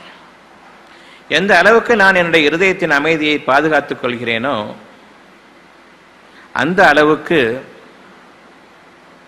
என்னுடைய நாளைய வாழ்க்கை பாதுகாக்கப்பட்டதாக இருக்கிறது. இன்னைக்கு தவறுதலாக நீங்கள் என் மீது ஒரு குற்றம் சுமத்தி விட்டீர்கள் என்பதாக இருக்கட்டும், அல்லது என்னை நீங்கள் அடித்து விட்டீர்கள் அல்லது திட்டிவிட்டீர்கள் என்பதாக இருக்கட்டும், பாதுகாப்பாகவும் அமைதியாகவும் இறைவன் அனுமதித்திருக்கிற இந்த ஒரு இருதயத்தின் நிலையிலிருந்து மாற்றத்தை ஏற்படுத்தக்கூடிய அந்த சூழ்நிலைகளிலிருந்து உங்களை பாதுகாத்துக் கொள்ளுங்கள். நீங்களும் சற்றென்று கோபப்பட்டு விட வேண்டாம். இறைவன் உங்களுக்காக அனுமதித்திருக்கிற நாளைய வாழ்க்கையை உறுதிப்படுத்தக்கூடிய இன்றைய இந்த அமைதியை ஒருபோதும் நீங்கள் தவறவிட்டுவிட வேண்டாம். அவ்வாறு பிறர் என் மீது குற்றம் சுமத்திவிட்டார் அல்லது அநியாயம் செய்தார் என்பதற்காக இன்று நான் அவர் மீது அவசரப்பட்டு விடுவேனே, ஆனால் அந்த இருதயத்தில் இருக்கக்கூடிய அமைதியை, இறைவன் கொடுத்த அமைதியை நான் இன்று குறைத்துக் கொண்டேன் என்பதாகும். ஆகவே அதற்குரிய ஒரு சூழ்நிலை உருவாக இருக்கிறது. நீங்கள் இருதயத்தை எந்த அளவுக்கு கொடுக்கப்பட்ட இருதயத்தை பத்திரமாக பாதுகாத்துக் கொள்கிறீர்களோ அமைதியும் பாதுகாப்பும் இப்பொழுது இருக்கிறது என்றால் இந்த இருதயத்தின் நிலையிலிருந்து ஒரு சிறு மாற்றமும் அந்த முள் அசையாமல் பார்த்துக் கொள்ளுங்கள். இது எப்பொழுது அசையும் என்றால் உங்களுக்கு ஒரு கோபம் ஏற்படும் பொழுது அந்த அமைதி குலைய ஆரம்பிக்கும், இடப்பக்கம் சாய ஆரம்பித்துவிடும். நீங்கள் ஒரு அநியாயத்தை மேற்கொள்ளும் பொழுது உங்களுடைய இருதயத்தில் அமைதி குலைந்துவிடும். உங்களுடைய காரியங்களில் அவசரத்தை நீங்கள் மேற்கொள்ளும் பொழுதும் இருதயத்தில் அமைதி குலைந்துவிடும். உண்மை இல்லாததை நீங்கள் பேசும் பொழுதும் உங்களுடைய காரியங்களை சாதித்துக் கொள்ள வேண்டும் என்பதற்காக அப்பொழுதும் இருதயங்கள் சுட்டிக்காட்டும் தவறு செய்கிறீர்கள் என்பதை. பொய்யானதை நீங்கள் முயற்சி செய்து இந்த ஒரு காரியத்தை இப்பொழுது நாம் நிறைவேற்றிக் கொள்வோம், 1000 பொய்யை சொல்லியாவது நிறைவேற்றிக் கொள்வோம் சொல்லி இருக்கும் பொழுது 1000 துன்பங்களை நீங்கள் சம்பாதித்துக் கொள்கிறீர்கள். மனிதனுடைய அறிவு 1000 பொய் சொல்ல ஒரு நல்லதை நிச்சயமாக கிடையாது. 1000 நன்மைகள் உண்மைகள் சொல்லி 10000 உண்மைகளை நீங்கள் சம்பாதித்துக் கொள்ளுங்கள். பொறுமைக்குரிய காலம் உங்களுக்கு மகத்தான பெரும் வெற்றியை கொடுக்கக்கூடியதாக இருக்கிறது. மனிதர்களுடைய ஒவ்வொன்றும் தவறானது. மனிதர்கள் கூறுவார்கள், உலகத்தோடு ஒட்டிய வாழ்க்கையை வாழ பழகாதவன் பலகற்றும் அறிவில்லாதவன் என்று. மனிதர்கள் கூற்று தப்பு. உலகத்தோடு ஒட்டிய வாழ்க்கை என்ன? அநியாயம் செய்வதும் அக்கிரமம் செய்வதும், அநியாயங்களில் மிகைப்பதும், பெருமை கொண்டு வாழ்வதும், இது மனிதர்களுடைய வாழ்க்கை. இதனையா ஒட்டி வாழ்வது? ஆகவே மனிதர்களை ஒட்டாத ஒழுகல் உங்களுக்கு தேவையானது. மனிதனுடைய அறிவு உலகத்தோடு ஒட்ட ஒழுகல், அதை பின்பற்றக்கூடாது. தவறு, மிக பெரும் தவறு. மனித சமுதாயத்துக்கு பெரும் கேடு உலகத்தோடு ஒட்டிய வாழ்க்கையை நாம் மேற்கொள்வது. ஆகவே நாம் இந்த மனிதர்களை விட்டும் மாறுபட்டவர்கள், இறைவனடி நமக்கு உரியது என்று நம்பிக்கை கொண்டவர்கள். மனிதர்களுடைய அறிவை நீங்கள் நம்பி உங்களுடைய இருதயங்களை அதனுடைய அமைதியிலிருந்து குலைத்துக் கொள்ள வேண்டாம். ஆகவே என் இறைவனே, என்னுடைய இருதயத்தின் அமைதியை நிலைநாட்டிக் கொள்ளக்கூடிய அந்த பக்குவத்தையும் பாக்கியத்தையும் நீ என்றென்றும் எனக்கு நிலைத்திருக்க செய்வாயாக என்று நீங்கள் என்னிடம் கேளுங்கள். இப்பொழுது நாம் உண்மைக்காகவும் நன்மைக்காகவும் நியாயத்திற்காகவும் இறைவனுடைய பொருத்தத்திற்காகவும் மனித அறிவை நான் இறைவனுடைய ஞானங்களுக்கு இணையாக ஆக்கிக்கொள்ள மாட்டேன் என்பதற்காகவும் எனக்கு சோதனைகள் ஏற்படும் பொழுது என் இறைவனுடைய பண்புகளை கொண்டு நான் என்னை பாதுகாத்துக் கொள்வேன். இறைவனுடைய பண்புகள் இரக்கப்படுவதும் பொறுமையுடன் இருப்பதும் நிச்சயமாக பண்புகளில் மிக மேன்மையானதாகும். பெருமை கொள்ளாமல் நீங்கள் இருக்க வேண்டும். இறைவனுக்கு மட்டுமே அனைத்து பெருமையும். பெருமை கொண்டு விடுவீர்களானால் எனக்கு இருக்கக்கூடிய அறிவு இறைவனையும் மிகைத்ததாகும் என்பதாகும். அதன் ஒரு காரணமாகத்தான் நீங்கள் பெருமை கொள்கிறீர்கள். எந்த ஒரு விஷயத்தையும் நான் செய்தேன் என்று கூற வேண்டாம், என் இறைவன் எனக்கு அனுமதித்தான் என்று மட்டுமே நீங்கள் கொள்ளுங்கள். அவ்வாறு நீங்கள் இறைவனுக்கு பணியும் பொழுது உங்களுடைய தவறுகளில் பல உங்களை நாளை வந்து அடைய வேண்டி இருக்கிறதே, அவற்றையும் இறைவன் நன்மையாக மாற்றிவிடுவான். ஆகவே நன்மைகளுக்காகவே நீங்கள் உங்களை பற்றி எதுவுமே பேசாதீர்கள், பிறரை பற்றி அதுவும் பேசாதீர்கள்.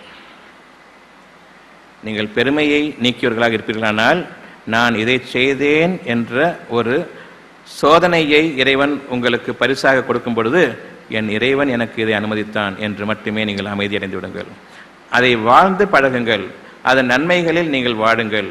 வீண் பெருமைக்காக பிறரிடம் நான் இதை என் அறிவின் காரணமாக கிடைக்கப்பட்டேன் என்று கூறி அவன் கொடுத்த அந்த ஒரு பாக்கியத்தை நீங்கள் சொற்பமான ஒரு இன்பமாக ஆக்கிக் கொண்டு பின்னர் துன்பத்தில் நுழைந்துவிட வேண்டாம்.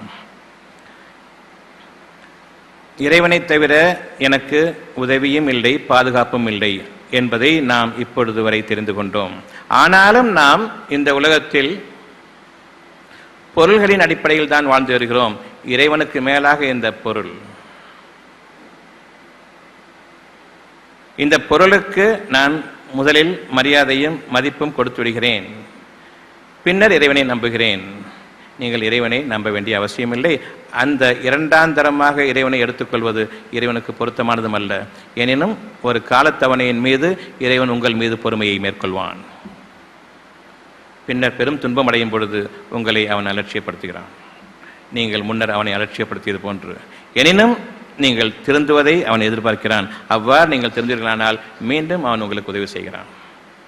ஆகவே இறைவனுடைய கருணையில் நீங்கள் நம்பிக்கை எழுதிட வேண்டாம். எந்த தருணத்திலும் உங்களுக்கு உயிர் இருக்கும் வரையில் உங்கள் மீது கருணை புரிவதை இறைவன் தன் மீது கடமையாக்கி கொண்டான். நீங்கள் அவன் பக்கம் திரும்புவீர்கள் என்பது உண்மையானால்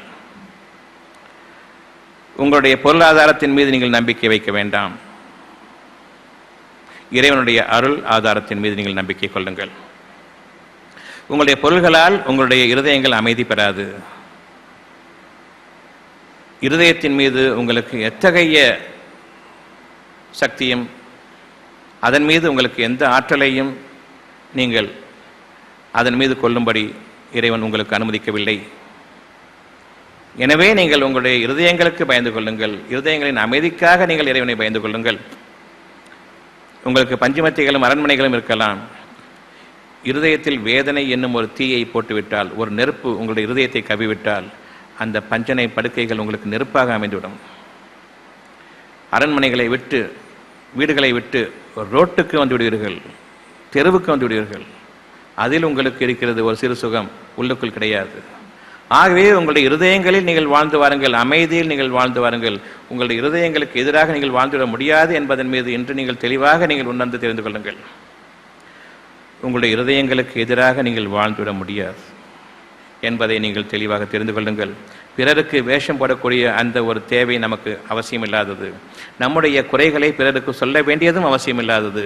ஏனென்றால் என்னுடைய இருதயத்தில் இருக்கும் குறைகள் என்ன என்பதை இறைவன் நன்கறிவான். எந்த குறைகள் காரணமாக இன்று நான் அனுபவித்துக் கொண்டிருக்கிறேன் என்ற கஷ்டங்கள் என்பதையும் இறைவன் நன்கறிவான். ஆகவே மனதுக்குள் ஒரே ஒரு எண்ணம், என் இறைவனே, என்னுடைய குற்றங்களிலிருந்தும் நீ என்னை பாதுகாப்பாயாக. உங்களுடைய உதடுகளோ நாக்கோ வாயோ அசைய வேண்டிய அவசியம் இல்லை. இருந்த நிலையில் இருக்கும் பொழுது ஒருவரை பார்த்து கொண்டிருக்கும் நிலையிலேயே உங்களுடைய இருதயங்களில் ஓடிக்கொண்டிருக்கிற இந்த எண்ணம் பிரார்த்தனையாக அமைந்துவிடும். ஆகவே பிற மனிதர்களுக்கு நீங்கள் சராசரி மனிதர்களாக இருப்பீர்களே தவிர பெரும் ஆன்மீகவாதிகள், இறைவனுக்கு நெருக்கமானவர்கள் என்று வேஷம் போட்டுக்கொண்டு அலையக்கூடிய மனிதர்களாக நீங்கள் இருக்க மாட்டீர்கள். நாக்கு கூட அசையக்கூடாது. உங்களுடைய இறைவனிடம் உங்களுக்கும் அவ்வளவு, இறைவனுக்கும் அவ்வளவு அந்தரங்கமான விஷயமாகும். உங்களுடைய சொந்த விஷயங்களே அந்தரங்கமானது நீங்கள் நினைத்துக் கொண்டிருக்கிறீர்கள், வெளியில் சொல்லாமல். அவ்வாறு இருக்க இன்னும் பரம ரகசியமான அந்தரங்கமானது, அவ்வளவு நெருக்கமானது உங்களுக்கும் உங்களுடைய இறைவனுக்கும் நடக்கக்கூடிய சம்பாஷணைகள், உரையாடல்கள், பிரார்த்தனைகள், பேசுதல்கள். அந்த மனதில் ஏற்படக்கூடிய அந்த எண்ணம் மனதினுடைய அளவிலேயே பிரார்த்தனையாக அமைய வேண்டுமே தவிர வாய்களில் பிதற்றக்கூடாது. அதனுடைய வேகம் தணிந்துவிடும், அதனுடைய உண்மை மாறிவிடும். ஆகவே பிற மனிதர்களுக்கு உங்களுடைய பிரார்த்தனைகள் காண்பிக்கக்கூடாது. உங்களுக்கும் இறைவனுடைய நெருக்கத்தை இறைவன் மட்டும்தான் அறிவனை தவிர மற்றவர்கள் அறிய வேண்டிய அவசியமில்லை. ஆகவே என்னுடைய பயபக்தியை நான் பிறருக்கு காண்பிக்க வேண்டிய அவசியமில்லை. பெரும் தாடியை வைத்துக்கொண்டு, பெரும் தலைப்பாகையை சுற்றிக்கொண்டு, அல்லது நெத்தியில் என்னுடைய பயபக்தியை காண்பித்துக் கொண்டு பிற மனிதர்களுக்காக நான் அவ்வாறு அலைய வேண்டிய அவசியமில்லை. என் இருதயத்தில் இருப்பதே இறைவன் நன்கறிவான் என்று இருக்கும் பொழுது நீங்கள் வெளியில் காட்டுவீர்களானால் இறைவனை விட்டுவிட்டீர்கள் என்பதாகும். வேறு எதனையோ நீங்கள் தெய்வமாக ஆக்கிக்கொண்டு இறைவனுடைய பாதையை விட்டு விலகிவிட்டீர்கள் என்பதாகும். உங்களுடைய பொருள் அடிப்படையில், வடிவத்தின் அடிப்படையில், எந்த ஒரு உருவத்தின் அடிப்படையிலும் நீங்கள் இறைவனை நெருங்க முடியாது. உங்களுடைய மனதின் அடிப்படையில் மட்டும்தான்.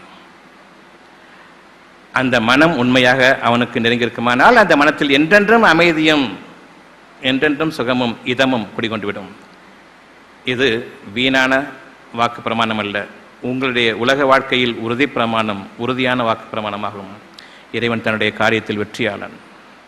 ஆகவே நீங்கள் இறைவனிடம் உங்களுடைய பாவங்களுக்காக சதா சர்வ நேரமும் எண்ணியவர்களாக, பிரார்த்தித்தவர்களாக இல்லை, உங்களுடைய பாவங்களை இறைவன் முன்னிலையில் எண்ணியவர்களாக, நான் இப்படி இருக்கிறேனே என் இறைவன், நீ என்னை பாதுகாக்கவிட்டால் என்னுடைய நிலைமை இப்படித்தான் இருக்கும். ஆகவே என்னை குற்றம் பிடிக்காதிருப்பாயாக, நீ படைத்த இருதயம் நீயே மாற்றி அமைத்து கொடு என்று அவனிடம் முழுமையாக பொறுப்பேற்படுத்துங்கள். ஓரளவுக்கு நீங்களும் அந்த பொறுப்பில் முயற்சி எடுத்துக் கொள்ளுங்கள். நிச்சயமாக அந்த பொறுப்பில் உங்களை அதிகமாக்குவான். உங்களுக்கு இந்த வாழ்க்கையில் அவனுடைய மார்க்கத்தை லேசாக்கியும் வைப்பான். உங்களுக்கு ஒரு அறிவை கொடுத்து அதிலிருந்து நீங்கள் சம்பாதிக்கக்கூடிய பொருளாதாரம் இருக்கிறது. அந்த அறிவை கொடுத்தவன் இறைவன் தான். இந்த அறிவை சற்று அதிகமாக்கிவிட்டால் உங்களுடைய பொருளாதாரம் தானே வந்துவிடும்.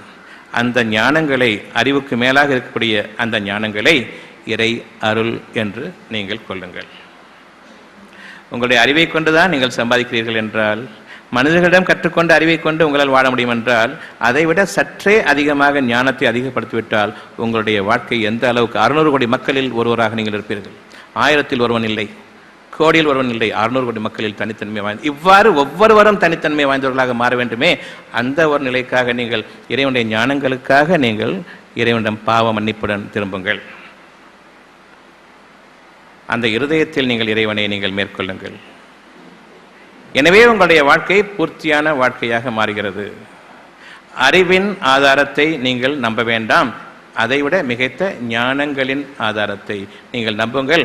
அது அருள் ஆதாரமாகும். அருள் இல்லை என்றால் அருள் என்றால் நீங்கள் பொருள் இல்லை என்று எடுத்துக்கொள்ள வேண்டாம். அருள் என்ற அந்த ஒரு மகத்தான ஒரு பாக்கியத்தினுடைய ஒரு சிறு திரும்புதான் அறிவு என்பது. அந்த அறிவை கொண்டே உங்களுடைய பொருள்களை சம்பாதிக்கிறீர்கள் என்றால் அவனுடைய ஞானங்களிலிருந்து அதிகப்படுத்தப்படும் பொழுது உங்களுடைய பொருளாதாரம் இங்கு ஏற்கனவே அமைந்து விட்டது என்பதாகும். ஆகவே நீங்கள் படித்த கல்விப்பை இறைவனாக ஆக்கிக் கொள்ளாதீர்கள், அதற்கு இறை தகுதியை கொடுக்காதீர்கள். மனிதர்களுக்குள் நீங்கள் உங்களுக்கு ஒருவருக்கு சொல்லிக் கொடுக்கக்கூடிய இந்த அறிவு, கல்வி அறிவு, படிப்பறிவு இறைவனுக்கு சமமானதல்ல. மாறாக இறைவனுடைய அந்த பணிவுக்கு பதிலாக பெருமையை கொண்டு நீங்கள் அலைவதற்காக நீங்கள் படித்துக் கொண்டிருக்கிறீர்கள். ஆகவே இந்த படிப்பை கொண்டு நான் படித்தவன் எஜுகேட்டட் என்று நீங்கள் வெளியே கூறாதீர்கள், வெட்கப்படுங்கள். நான் படித்தவன் எஜுகேட்டட் என்று கூறுவதற்கு நீங்கள் வெட்கப்படுங்கள். அந்த ஒரு எண்ணம் வரும்பொழுது என் இறைவனே ஷைத்தானுடைய என்ற எண்ணத்திலிருந்தும் நீ என்னை பாதுகாத்துக்கொள்.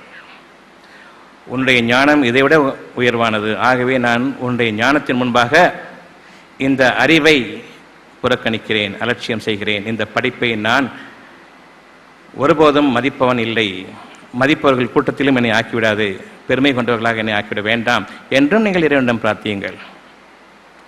ஆகவே நீங்கள் இறைவனிடம் முழுமையாக திரும்புகிறீர்கள். இப்பொழுது இறைவனுடைய அருளை கொண்டு நான் வாழ வேண்டும் என்று விரும்புங்கள். மனிதனுடைய வழிமுறைகளை கொண்டு, கேடான வழிமுறைகளை கொண்டு மனதில் ஒன்று இருக்க நைவஞ்சகமாக பழகக்கூடிய இந்த மனிதர்களுடைய அனைத்து வழிமுறைகளிலிருந்தும் என்னை பாதுகாப்பவன் இறைவன்தான். அந்த வழிமுறைகள் எனக்கு வேண்டும் என்பதன் மீது உறுதியாக நீங்கள் நம்பிக்கை வையுங்கள். இறைவன் நிச்சயமாக அந்த நம்பிக்கைக்கு உதவி செய்வான். ஆகவே நம்பிக்கை என்பது உங்களுடைய வாழ்க்கையில் உறுதியான ஒரு சொல்லாக இருக்கிறது. இப்பொழுது இந்த நம்பிக்கை உங்களுக்கு ஆதாரமாக, வாழ்க்கை ஆதாரமாக வெளிப்பட வேண்டும் என்றால் நீங்கள் மனிதத்தன்மையை கடைபிடித்து வாருங்கள். அந்த மனிதத்தன்மை என்னவென்றால் இறைத்தன்மை அவ்வளவும் மனிதத்தன்மைகளாகும். இறைத்தன்மை என்னவென்றால் மனிதர்களை மன்னிப்பது,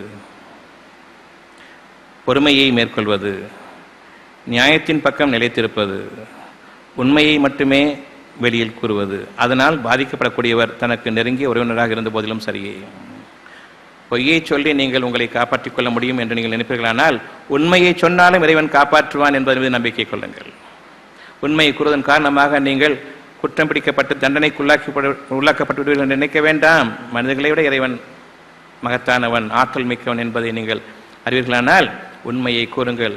உங்களை விட உங்களை பாதுகாப்பதில் அவன் அறிந்தவன். ஆகவே நீங்கள் நம்பிக்கை கொள்ளுங்கள். உண்மையின் காரணமாக நீங்கள் சிறு கஷ்டங்களுக்கு உள்ளாக்கப்படுவீர்கள் தவிர பெரும் துன்பங்கள், நிலைத்திருக்கக்கூடிய பெரும் துன்பங்கள் உங்களை ஒருபோதும் அணுகாது. அதைத் தொடர்ந்து உங்களுடைய கீர்த்தி மேலோங்கும், உங்களுடைய புகழை மேலோங்க செய்வான். அந்த நன்மைக்காகவும் நீங்கள் உண்மையை கூறுங்கள். ஆகவே நீங்கள் இறைவனுக்காக, அவனுடைய நன்மைகளுக்காக இப்பொழுது நேர்ந்து கொள்ளுங்கள். இந்த நேர்ச்சை நோன்பாகும், விரதம் ஆகும். இந்த நோன்பு என்பது இறைவனே உனக்காக, உன்னுடைய பாதுகாப்புக்காகவும், உன்னிடமிருந்து கிடைக்க வேண்டிய அமைதிக்காகவும், உன்னிடமிருந்து கிடைக்கக்கூடிய என்னுடைய நன்மையான வாழ்க்கைக்காகவும், சோதனைகளற்ற வேதனைகளற்ற என்னுடைய எதிர்காலத்திற்காகவும், என்னுடைய சந்ததிகளின் நன்மைக்காகவும் நான் இந்த நாளில் உனக்காக என்னை ஈடுபடுத்திக் கொள்கிறேன். ஆகவே நோன்பில் மிக முக்கியமானது, நான் பெருமை கொள்ள மாட்டேன். அதாவது என்னை பற்றி நான் செய்தேன் என்று கூறக்கூடிய அந்த விஷயங்களை பற்றி நான் பேச மாட்டேன். இது மௌன விரதமாகும். என்னை பற்றி நான் பேச மாட்டேன் என்பது மௌன விரதமாகும். பேசவே மாட்டேன் என்பது ஊமை. பெருமை கொள்வதற்காக ஒரு வார்த்தையும் பேச மாட்டேன், இது விரதம். நியாயத்துக்கு பதிலாக அநியாயத்தை நான் பேச மாட்டேன், இது விரதம். பிறரை குற்றங்குறைகளை கொண்டு அவர்களை குற்றம் பிடிப்பதற்காக, வேதனை கொடுப்பதற்காக நான் பேச மாட்டேன், இது விரதம். உண்மையை மட்டுமே நான் பேசுவேன், இது விரதம். நன்மைகளுக்காக நான் குரல் கொடுப்பேன், இது விரதம். ஆகவே இந்த விரதங்களுடன் மிக முக்கியமான விரதம், இறைவனுக்கு பதிலாக இந்த பொருள் ஆதாரத்தை கொண்டு நீங்கள் சம்பாதித்தீர்களே, இறைவனை இரண்டாம் தரமாக தள்ளி பொருள்தான் முக்கியம், இறைவனை பிறகு பார்த்துக் கொள்ளலாம் என்று பொருளை நம்பி இறைவனை கைவிட்டீர்களே, அதற்காகவும் இன்று நான் என்னை மாற்றிக்கொள்கிறேன். எப்படி? ஒரு நாளில் இரவு பகல் என்ற இரண்டு இருக்கிறது. இரவு என்பது உங்களுடைய கையில் இல்லை, அவன் உங்களை கைப்பற்றிக் கொள்கிறான். ஆகவே இரவில் உங்களுடைய நிலைமை எப்படி இருக்கிறது? உங்களுடைய பொறுப்புகளிலிருந்து இரவு உங்களை விடுவித்து விடுகிறது.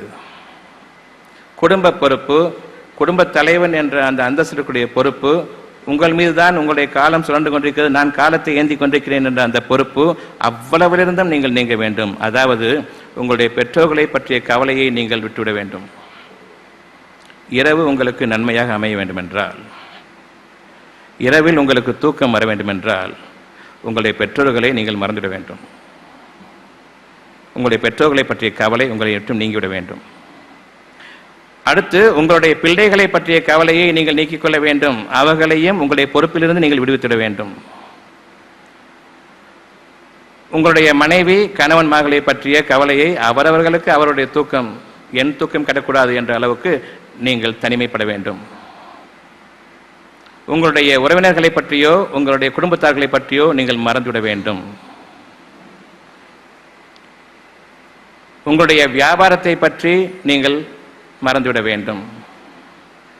நீங்கள் வசிக்கும் வீடுகள் எந்த அளவில் பாதுகாப்பட்டதாக இருந்தாலும் சரி, கூரை மீது ஓட்டை இருந்தாலும் சரி, ஓட்டை பூட்டு போடப்பட்டிருந்தாலும் சரி, அது உங்களுக்கு பாதுகாப்பு இல்லை என்று தெரிந்தாலும் அதையும் மறந்துவிட நீங்கள் தூங்க வேண்டும். நீங்கள் சேமித்து வைத்த செல்வங்கள் என்ன என்பதை பற்றி கணக்கு பார்க்கக்கூடிய உங்களுக்கு நேரமில்லை. தூக்கம் உங்களை கண்களை மூடிக்கொள்ளும். ஆகவே இவ்வளவிலிருந்தும் நீங்கள் உங்களை விடுவித்துக் கொண்டால் தவிர உங்களுக்கு இரவு நரகமாகிவிடும். நீங்கள் எந்த அளவுக்கு பொறுப்பாளிகள் என்று நீங்கள் உணர்ந்து கொள்ளுங்கள். காலையில் எந்திரிச்சவொன்னா இதெல்லாம் நான் தான் பார்க்க போகிறேன், என் தலைமையில் சுமந்திருக்கேன்னு சொல்லிட்டு அநியாயமாக ஆடி திரிகிறீங்களே, ஏன் ராத்திரியில் தூங்குறீங்க? எல்லாத்தையும் விட்டுட்டு. கேடு மனிதனுடைய அறிவும் அவனுடைய திமிரும் அவனுடைய பெருமையும் அவனுக்கு மிக பெரும் கேடு. உங்களுக்கு எந்த விதமான பொறுப்புணர்வோ நிச்சயமாக கிடையாது என்பது இரவு உங்களுக்கு அறிவிக்கும். அநியாயமாக காலையில் எழுந்தவுடன் பொறுப்புகளை எல்லாம் தலைமீது தூக்கி கொண்டு தெரிய வேண்டாம்.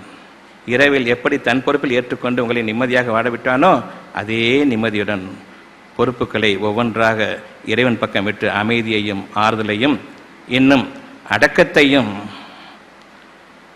இன்னும் பொறுமையையும் கொண்டு இறைவனுடைய அனுமதிக்காக காத்திருந்து ஒவ்வொரு காரியத்தையும் செய்யுங்கள். பலவிதமான நன்மைகள் உங்களுக்கு நெருங்கி வந்து உங்களுடைய பொறுமையின் காரணமாக அவை உங்களை விட்டு விலகும். அது நன்மையானதை தவிர நான் துரிதமாக முடிவெடுக்காதன் காரணமாக இந்த நன்மைகள் என்னை விட்டு நீங்கிவிட்டது என்று ஒருபோதும் எண்ணாதீர்கள். அதில் பெரும் கேடு இருக்கிறது. ஆகவே நீங்கள் பொறுமையை மேற்கொள்ளுங்கள். இப்பொழுது உங்களுடைய பொறுப்பிலிருந்து நீங்கள் விலக வேண்டும். நீங்கள் தான் சம்பாதித்து இந்த குடும்பத்தை காப்பாற்றுகிறீர்கள் என்ற எண்ணம் வேண்டாம். இந்த பொருள் உங்களை காப்பாற்றுகிறது என்ற எண்ணம் வேண்டாம். நல்லது கெட்டதுக்கு எனக்கு மனித சமுதாயம் வேண்டும் என்ற அந்த அநியாயமான எண்ணம் வேண்டாம். நல்லது கெட்டதில் கலந்து கொள்ள மாட்டார்கள் வேண்டாம். நானாக உங்களை துரத்துவதற்கு முன்பாக நீங்களாக விலகிடுங்கள். உங்களை எதிர்பார்த்தோ உங்களுடைய உதவியை நாடியோ நான் இல்லை, என் இறைவன் எனக்கு போதுமான என்ற அந்த உணர்வுடன் வாருங்கள். நீங்களும் இறைவனும் தனித்து விடப்படக்கூடிய அந்த நாளை நீங்கள் இன்று பயந்து கொள்ளுங்கள். கையும் களவுமாக நீங்கள் உங்களுடைய ஒரு சோதனையில் சிக்கும் பொழுது உங்களுடைய உறவினர்கள் நிச்சயமாக உதவ மாட்டார்கள். அப்பொழுது நீங்கள் கூறுவீர்கள், இவ்வளவு இருந்து என்ன பிரயோஜனம், யாரும் எனக்கு உதவவில்லை, என் இறைவன் போதுமானவன் என்று அப்பொழுது திரும்புவீர்களே, அதற்காகத்தான் இந்த சூழ்நிலை ஏற்படுத்தப்பட்டது. அது உறுதியாகுங்கள். நீங்கள் இதற்கு முன்பாக அந்த சூழ்நிலையில் நீங்கள் மாறிவிட்டிருப்பீர்களானால் என்னுடைய உறவினர்கள் எனக்கு அவசியமில்லை, மனைவி மக்கள் அவசியமில்லை, பெற்றோர்கள் முக்கியமில்லை, பிள்ளைகள் முக்கியமில்லை, இவர்கள் மீதுள்ள பொறுப்பு என் மீது இல்லை, இறைவன் நாடினால் அவர்கள் வாழ்வார்கள். ஆகவே அநியாயமாக நான் என்னை துன்பத்தில் குறைத்துக் கொள்ள வேண்டாம், என் இறைவனுக்கு நான் பயப்படுகிறேன். ஆகவே என்னை சார்ந்த குடும்பத்தார் அனைவரும் இறைவன் பக்கம் திரும்புங்கள், ஒருவரை ஒருவர் சார்ந்து வாழ வேண்டாம் என்ற அந்த நல்லுபதேசத்தையும் அவர்களுக்கு நீங்கள் எடுத்து வையுங்கள். ஆகவே நல்லதை ஏவி தீயவற்றை தடுப்பதும் நோன்பில் தொழுகையில் ஒரு வழிமுறையாகும். உங்களை நீங்களே நன்மையின் பக்கம் சார்ந்து தீமைகளின் தடுத்துக் கொள்வதும் அதையே பிறருக்கு வைப்பதும் மௌன விரதத்திற்கு ஒரு சமமானதாகும். அநியாயத்தை பேசாமல் இருப்பது மௌன விரதமாகும். ஊமையாக இருப்பதற்கு பேர் மௌன விரதம் இல்லை. நீங்கள் இறைவனுக்கு இணை வைத்து சம்பாதித்தீர்களே, உங்களுடைய பொருள்கள் உங்களை காக்கும் என்று, அந்த பொருள்களை நீங்கள் உங்களுடைய வாழ்க்கையில் உங்களுடைய தண்ணீருக்காகவோ ஒரு பருக்கை உணவுக்காகவோ உட்கொள்ளாதீர்கள். நோன்பு காலத்தின் போது இறைவனுக்கு பதிலாக என்னுடைய பொருள்கள் என்னை காப்பாற்றும் என்ற அடிப்படையில் பொறுப்பை தலைமையில் சுமந்து கொண்டு இறைவன் அதற்கு முந்தைய இரவில் எல்லா பொறுப்பையும் உங்களை விட்டு நீக்கி தன்னுடைய பொறுப்பில் ஏற்றுக்கொண்டு உங்களை தூங்க வைத்து பிறகு மறுநாள் எழுப்பி நீங்கள் அவ்வளவு வரையும் விட்டுவிட்டீர்கள், நான் எவ்வாறு அவர்களை பாதுகாத்தேன் என்பதை பாருங்கள் என்று காலையில் எழுப்பும் பொழுது முந்தைய நாள் இரவில் நீங்கள் எப்படி தூங்க போனீர்களோ அதைவிட அழகான மனநிலையில் உங்களை எழுப்பினானே, அந்த இறைவனை நீங்கள் நினைவு கூறுவது உண்மையானால் பகல் வேளையில் இனி நான் தான் என் பொறுப்பை ஏற்றுக்கொள்கிறேன், நான் என் குடும்பத்திற்கு தலைவன் என்ற அந்த திமிரிலும் அந்த பெருமையிலும் நீங்கள் ஈடுபடுகிறீர்களே, இதில் இருந்து நீங்கள் விலகிக் கொள்ளுங்கள், அந்த பெருமையிலிருந்து விலகிக் கொள்ளுங்கள். பகல் பொழுது உங்களுடைய தேர்தல்களாக நீங்கள் ஆக்கிக் கொண்டீர்கள். உங்களுடைய பெருமைக்காக அந்த பொருள்கள் தான் என்னை காப்பாற்றும் என்று இறைவனுக்கு எதிராக நீங்கள் தலைப்பட்டு அந்த பொருள்களை சம்பாதித்தீர்கள்.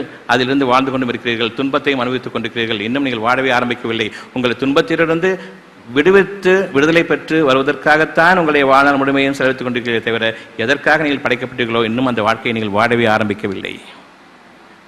ஆகவே இந்த விரதத்தின் போது இறைவனுக்கு இணையாக பணத்தை நான் தேடுவதற்காக என்னுடைய பகல் வேலையை நான் ஆக்கிக் கொண்டேன். அந்த பகல் வேளையில் இதுவரை நான் இறைவனுக்கு எதிராக, இறைவனுக்கு பதிலாக இந்த பணம் என்னை காப்பாற்றும் என்று பணத்தை சம்பாதித்தேனே, அந்த பணத்திலிருந்து ஒரு வாய் தண்ணீருக்கோ ஒரு சொட்டு ஒரு பருக்கைக்காக கூட நான் உணவாகவோ தண்ணீராக எடுத்துக்கொள்ள மாட்டேன் என்று உணவையும் தண்ணீரையும் நீங்கள் விடுவித்து நோன்பு காலங்களில் உங்களுடைய பகல் நேரங்களில் உழைப்புக்குரிய அந்த காலங்களில் நீங்கள் சம்பாதித்த தீமைகளிலிருந்து எதனையும் ருசிக்காதீர்கள். இரவு வந்த பிறகு நீங்கள் உங்களுடைய உணவுகளை ருசியுங்கள். ஆகவே நோன்பு காலத்தின் போது உங்களுக்கு வர வேண்டிய நன்மைகள் என்னவென்றால், நீங்கள் எதை எதிர்பார்க்கிறீர்களோ அதை நீங்கள் கடைபிடியுங்கள். இறைவன் மன்னிக்க வேண்டும் உங்களை என்று எதிர்பார்க்கிறீர்கள் நோன்பு போது. ஆகவே நீங்கள் மனிதர்களை மன்னித்து விடுங்கள். இனி ஒரு காலத்திலும் குற்றம் பிடிக்காதீர்கள், குறை சொல்லாதீர்கள், அவர்களுடைய குறைகளை துருவி ஆராய்ந்து கொண்டிருக்காதீர்கள். உங்களுக்கு நியாயம் வேண்டும் என்று விரும்புகிறீர்கள், நீங்கள் மனிதர்கள் மீது நியாயமாக வாழ்ந்து கொள்ளுங்கள். உண்மையை கொண்டு வாழ்ந்தால் எந்த பிரச்சனையும் இருக்காது என்று விரும்புகிறீர்கள், நீங்கள் இறைவனுக்கு உண்மையாளர்களாக இருந்து மனிதர்களும் உண்மையை கொண்டு மட்டுமே பேசுங்கள். பொய்யை நம்பி நான் என்னை சீரழித்துக் கொண்டேனே என்று நீங்கள் விரும்பாதிருக்கும் பொருட்டு, ஒரு காலம் உங்கள் மீது ஏற்படாதிருக்கும் பொருட்டு நீங்கள் பொய்யை உங்களை விட்டு நீக்கிக் கொண்டவர்களாக வாழ்ந்து வாருங்கள். அந்த முயற்சியில் வாழ்ந்து வாருங்கள். பெருமை கொண்டவர்களாக தங்களை நான் செய்தேன் என்ற அந்த உணர்வுகளை கொண்டு வாழாமல் இறைவன் எனக்கு அனுமதித்தான் என்ற அந்த உணர்வுகளில் நீங்கள் திளைத்திருங்கள். அது இறைவனுக்கு நன்றி செலுத்துவதாகும். நீங்கள் நாளைய வாழ்க்கைக்கு இறைவன் அனுமதித்தால் தவிர என்னுடைய இருதயம் அமைதி பெறாது. இருதயத்தில் நான் வாழ்வதுதான் என்னுடைய வாழ்க்கையை தவிர வெளிப்புற வாழ்க்கையில் வாழ்வது என்னுடைய வாழ்க்கை அல்ல என்பதை உணர்ந்து கொண்டால் பணம் இருதயத்திற்கு சம்பந்தம் இல்லாததாகும். உங்களுடைய உடலுக்கும் உங்களுடைய வெளிப்புற உறுப்புகளுக்கும் சம்பந்தமே தவிர உங்களுடைய உள்ளத்திற்கு உங்களுடைய பணம் எந்த விதத்திலும் உபயோகப்படாது. உலகம் நிறைய நீங்கள் தங்கம் வைத்திருந்தாலும் சரி, அதை போன்று இன்னொரு மடங்கையும் நீங்கள் வைத்திருந்தாலும் சரி, இதயத்தில் இருக்கக்கூடிய ஒரு வேதனையை மீட்பதற்காக அனைத்தையும் கொடுத்துவிட நாடுவீர்கள். அப்படிப்பட்ட ஒரு சூழ்நிலையை இறைவன் ஏற்படுத்துவான். அது உங்களுக்கு நன்றாகவே தெரியும். இந்த உலகமே தேவையில்லை, இந்த இருதயத்தில் உள்ள நெருப்பை நான் அணைக்க வழியில்லாதன் காரணமாக எரியக்கூடிய அந்த நெருப்பில் நான் விழுகிறேன். அது எனக்கு குளிப்பு போன்று இருக்கிறது, அவ்வளவு குளிர்ச்சியாக இருக்கிறது. நீங்கள் சுடக்கூடிய அந்த நெருப்பு தீ குளித்தல் என்பதாகும். இந்த வேதனையின் நெருப்பு தாங்க முடியாது. ஆகவே நீங்கள் இறைவனை பயந்து கொள்ளுங்கள். உங்களை நீங்களே மாய்த்து கொள்ளக்கூடிய ஒரு காலம் வரும். நீங்கள் எவ்வளவுதான் சம்பாதித்திருந்தாலும் அது உங்களுக்கு பயன்படாது. ஆகவே உலகத்தில் உள்ள பொருட்கள் அனைத்தும் ஒரு சோதனைக்காகவும் அற்பமான ஒரு வாழ்க்கைக்காகவும் அளவோடு உங்களுக்காக கொடுக்கப்பட்டிருக்கிறது. அந்த அளவு இடையில் மீறாத வரையில் இந்த உலகத்துடைய பொருள்களை அனுபவிப்பது உங்களுக்கு எந்த குற்றமும் இல்லை. அதை அதிகப்படுத்திக் கொள்ள நினைப்பது பெரும் குற்றமாக மாறுகிறது. ஆகவே நோன்பு என்பது இறைவனுக்கு இணை வைத்து பொருள்களை நான் சம்பாதித்த காலத்திற்கு என் இறைவன் மன்னிக்க வேண்டுமே, இறைவனுக்கு பதிலாக பணத்தை நான் என்னுடைய வாழ்க்கைக்கு ஆக்கி கொண்டேனே, இந்த பாவத்திலிருந்து என்னை இறைவன் மன்னிக்க வேண்டும் என்பதற்காக அந்த பணத்திலிருந்து மனிதர்கள் தேடுவதற்காக ஏற்படுத்தக்கூடிய சோதனைக்காக ஏற்படுத்தக்கூடிய அந்த பகலில் நான் அந்த பணத்திலிருந்து இறைவனுக்கு இணை வைத்த அந்த கேடான பணத்திலிருந்து என்னுடைய உணவுக்காகவோ தண்ணீருக்காகவோ எடுத்துக்கொள்ள மாட்டேன். இது நோன்பு காலத்தில் ஏன் நீங்கள் உணவும் தண்ணீரும் அருந்தக்கூடாது என்பதற்கான விளக்கமாகும். ஆகவே உங்கள் மீது நோன்பு பூர்த்தியாகிவிட்டது. இனி இந்த நோன்பை பற்றிய முழு விளக்கம் இதற்கு மேலாகவும் இறைவன் உங்களுக்கு அளிக்கக்கூடும் என்ற அந்த நம்பிக்கையில் ஞானங்களுக்காக வேண்டி நாம் ஒவ்வொரு நாளும் நோன்பின் ஒரு குறிப்பிட்ட அம்சத்தை அல்லது அனைத்து அம்சங்களையும் முடிந்த வரையில் கடைபிடிப்போம். எப்பொழுதும் நாம் நோன்புடையவர்களாக இருக்க முடியும். உங்களுக்கு சாப்பிடும் நேரம் வந்துவிட்டது. அந்த சாப்பிடும் நேரத்தில் உங்களுக்கு ருசியாக சமைக்கவில்லை, கோபப்பட வேண்டாம். கோபத்தை தணித்துக் கொள்வது நோன்புக்கு இணையானதாகும். அந்த உணவு பிடிக்கவில்லை என்றால் நீங்கள் சம்பாதித்த பொருள்களின் விலைதான் அது, சமைத்ததன் விளைவல்ல. ஆகவே இந்த கேட்டிருந்தும் இறைவன் என்னை காப்பாற்றினான், இந்த பொருளை நம்பினான், நிச்சயமாக ருசியான உணவை உட்கொள்ளவில்லை. ஆகவே இதிலும் கேடுகள் இருக்கிறது. என் இறைவன் என்னை பாவத்தை மன்னிக்கக்கூடும். பிடிச்சா சாப்பிடுங்க, முடிஞ்ச வரைக்கும் சாப்பிடுங்க. கோபம் கொள்ள வேண்டாம், திட்ட வேண்டாம், விமர்சிக்க வேண்டாம், மனதை புண்படுத்த வேண்டாம். இதுவும் நோன்புடைய அடையாளங்களில் உள்ளதாகும். ஆகவே முடிந்த வரையில் ஒவ்வொரு நாளும் நீங்கள் நோன்பை கடைபிடிங்கள். இறைவன் அந்த நோன்பை முழுமையாக கடைபிடிப்பதற்காகவும் ஒரு நாளை மேற்கொள்ளுங்கள். பிறகு இன்னொரு நாள் என்று வருடத்தில் 30 நாட்கள் உங்களுக்கு அனுமதிக்கப்பட்டிருக்கிறது, உங்களுக்கு கடமையாக்கப்பட்டிருக்கிறது. அந்த 30 நாட்கள் தொடர்ச்சியான 30 நாட்கள் அல்ல, 365 நாட்களில் 30 நாட்கள் உங்கள் மீது கடமையாக்கப்பட்டிருக்கிறது. முஸ்லீம்கள் கடைபிடிப்பது போன்று, முஸ்லீம்கள் என்று சொல்லிக்கொள்வோர் கடைபிடிப்பது போன்று ரம்ஜான் மாதம் வந்துவிட்டது, 30 நாட்கள் நோன்பு நோக்க வேண்டும், இது இறைவன் உங்கள் மீது விதித்ததில்லை. இறைவன் கூறுகிறான், ரம்ஜான் மாதம் எத்தகையது என்றால் என்று ஆரம்பிக்கிறான். நீங்க நினைப்பது போல காலண்டர் மாசம்தான் ரமதான் சொன்னா, ரம்ஜான் மாசம் சொன்னா, பொறையை பார்த்துட்டு நோன்பு பிடிக்கிறேன்னு சொன்னா, அப்படியே நினைச்சிட்டு இருக்கிறீங்க. ரமதான் மாதம் எத்தகையது என்றால் அந்த மாதத்தில் தான் பிரித்து அறியக்கூடிய அந்த நிலையை இறைவன் ஏற்படுத்துகிறான். நன்மை தீமைகளை தெளிவாக பிரித்தறியக்கூடிய நிலைமையையும் சமாதானமான உள்ளத்தையும் நேர்வழியில் செல்லக்கூடிய அனைத்து பாக்கியங்களையும் கொண்ட சூழ்நிலைகளையும் உங்களுக்காக அவன் உருவாக்குகிறான். இறைவன் உண்டு என்ற நிச்சயமாக இருக்கிறான் என்ற அந்த மனநிலையையும் ஏற்படுத்துகிறான். இன்று உங்களுக்கு அந்த மனநிலை ஏற்பட்டிருக்கிறது. ஆகவே இந்த நாள் ரமதான் மாதத்தின் முதல் நாளாகும். இவ்விதம் இறைவனை கொண்டு திருப்தி அடையக்கூடிய ஒவ்வொரு நாளும் மறுநாள் நீங்கள் இறைவனுக்காக நோன்பிருங்கள். உங்களை அவன் பரிசுத்தமாக்க கூடும் என்பதற்காக, அவனுக்கு நன்றி செலுத்துவதற்காக, இந்த ஒரு நாளை உங்களுக்கு ஏற்படுத்தி கொடுத்ததற்காக நீங்கள் இறைவனுக்கு நன்றியுடன் நாளைக்கு அவனுக்காக நோன்பிருங்கள். இன்று இரவிலிருந்து அந்த நோன்பு ஆரம்பமாகிறது. ஆகவே நாளை நீங்கள் அநியாயமான பேச்சுக்களில் ஈடுபடுவதோ பிறரை குற்றம் சுமத்துவதிலிருந்து நீங்கள் உங்களை விலக்கிக் கொள்ளுங்கள். உங்களுடைய பாவங்களுக்காக உள்ளூர மன்னிப்பு கேளுங்கள். உங்களுடைய பாவங்கள் இன்றும் இருந்து கொண்டிருக்கிறது. பாவமான எண்ணங்களும் மானக்கேடான எண்ணங்களும் இன்றும் நம்மில் இருந்து கொண்டிருக்கிறது. அதை மறுப்பவர் எவரும் இல்லை. அதை வெளியில் கொண்டு வருவது தப்பு, வெளியில் பேசுவது தப்பு. உள்ளுக்குள் இருப்பதை நீங்கள் மறைக்க முடியாது. இறைவன் மறைத்திருக்க, மானக்கேடானவற்றை மறைத்திருக்க, அதை வெளியில் பகிரங்கமாக பேசுவது பெரும் குற்றமாக அமையும். உண்மையைத்தான் பேசுகிறேன் என்று எவ்வளவு கூறினாலும் வெளியில் சொன்னது தப்பு தான். இறைவன் மறைத்திருக்க அநியாயமாக வெளியில் கூறியது தவறுதான். ஆகவே உணர்ந்து கொள்ளும் பொருட்டு இன்று அந்த நிலை நமக்கு ஒரு உதாரணமாக கொடுக்கப்படுகிறதே தவிர மனிதனுடைய பண்புகள் எந்த சமயத்திலும் தவறிவிடும். இன்று பார்வைகளும் இருதயங்களும் கலங்கி தடுமாற்றமடையக்கூடிய அந்த நாளில் அந்த பெண் இருக்கிறார்.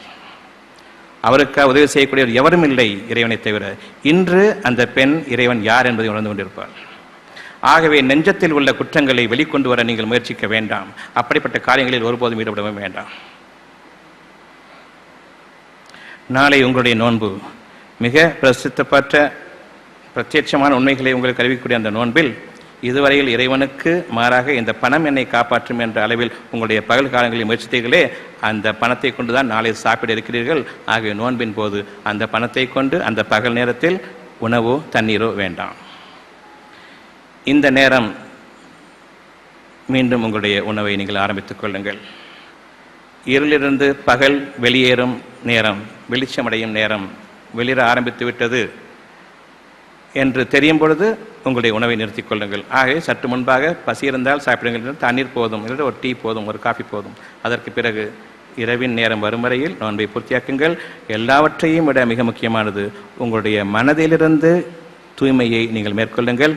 நியாயத்தையும் உண்மையையும் நன்மையையும் தவிர விரும்ப வேண்டாம். பிறர் குற்றங்களை துருவி பேச வேண்டாம். பிறர் தன்னை பற்றி பெருமை பேசும்பொழுது அவர்களை அடக்குங்கள். நல்லதை நீங்கள் ஏவி தீமையை விட்டும் தடுத்துக் கொள்ளுங்கள். தன்னை பற்றியும் அதிகமாக பேச வேண்டாம், பிறரை அதுவும் பேச வேண்டாம். எனவே நீங்கள் பேசுவதற்கு எதுவுமே இல்லை. இவ்வகையிலான நோன்பை ஒவ்வொரு முறையும் நீங்கள் இறைவனுக்காக நான் நோன்புழுக்க என்று இருக்கும் பொழுது கடைபிடித்து வாருங்கள்.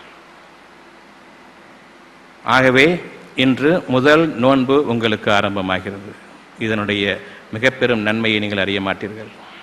இவ்வாறாக உங்களுடைய இருதயத்திற்கு ஒரு கஷ்டம் ஏற்படும் பொழுது அந்த கஷ்டங்கள் நீங்குவதற்காக மறுநாள் இறைவனுக்கு நோன்பு நோத்துக் கொள்ளுங்கள். மன அமைதி திரும்புவதையும் பாருங்கள். என்றாவது ஒரு நாள் மிகவும் மகிழ்ச்சி அடைந்து விடுவீர்கள். பெருமை வந்துவிட்டது. அந்த பாவத்திலிருந்து நீங்குவதற்காக அல்லது இந்த மகிழ்ச்சியை கொடுத்ததற்காக மறுநாள் இறைவனுக்கு நன்றி கடனாக நோன்பு வையுங்கள். இவ்வாறாக வருடத்தில் 365 நாட்களில் 30 நாட்களை கொண்ட அங்கங்கே தேர்ந்தெடுக்கப்பட்ட உங்களுக்காக சோதனைகளாகவும் சூழ்நிலைகளாகவும் இறைவன் ஏற்படுத்துகிறானே அந்த நாட்களுக்காக நீங்கள் விடுத்திருந்து காத்திருங்கள். அப்படிப்பட்ட ஒரு மகிழ்ச்சியான நாள் வரும்பொழுது இறைவனுக்கு நன்றி செலுத்தும் பற்றி நோன்பு இருக்கிறீர்கள். இவ்வாறாக 30 நாட்களை கொண்ட ஒரு மாதம் உங்களுக்காக இறைவன் அனுமதிக்கிறான். அந்த ஒரு மாதத்தில் 30 நாட்களுடைய மிக பெரும் பலன்கள் இறைவனால் உங்களுக்கு கொடுக்கப்பட இருக்கிறது. அதன் நன்மையை நீங்கள் உணர வேண்டும், சம்பாதிக்கவும் வேண்டும். ஆகவே நோன்பு என்ன என்பது உங்களுக்கு பூர்த்தியாக விளக்கப்பட்டுவிட்டது. ஆகவே உங்களுடைய ரம்ஜான் மாதம் வேறொரு நாள், உங்களுக்கு வேறொரு நாள். தனித்தனியே ஒவ்வொருவரும் எவர் அந்த மாதத்தின் நாட்களை அடைகிறார்களோ ஒரு வருடத்தில் அவர்கள் அந்த நாட்களில் நோன்பு நோட்டுக்கொள்ளட்டும். இது இறைவனை நீங்கள் தூய்மைப்படுத்துவதற்காகவும் உங்களை நீங்கள் இறைவனில் அதிகமாக்கிக் கொள்வதற்காகவும் இறைவன் தன் அருட்கொடையை உங்கள் மீது பூர்த்தியாக்குவதற்காகவும் அவன் செய்யும் நல்ல உபதேசமாகும்.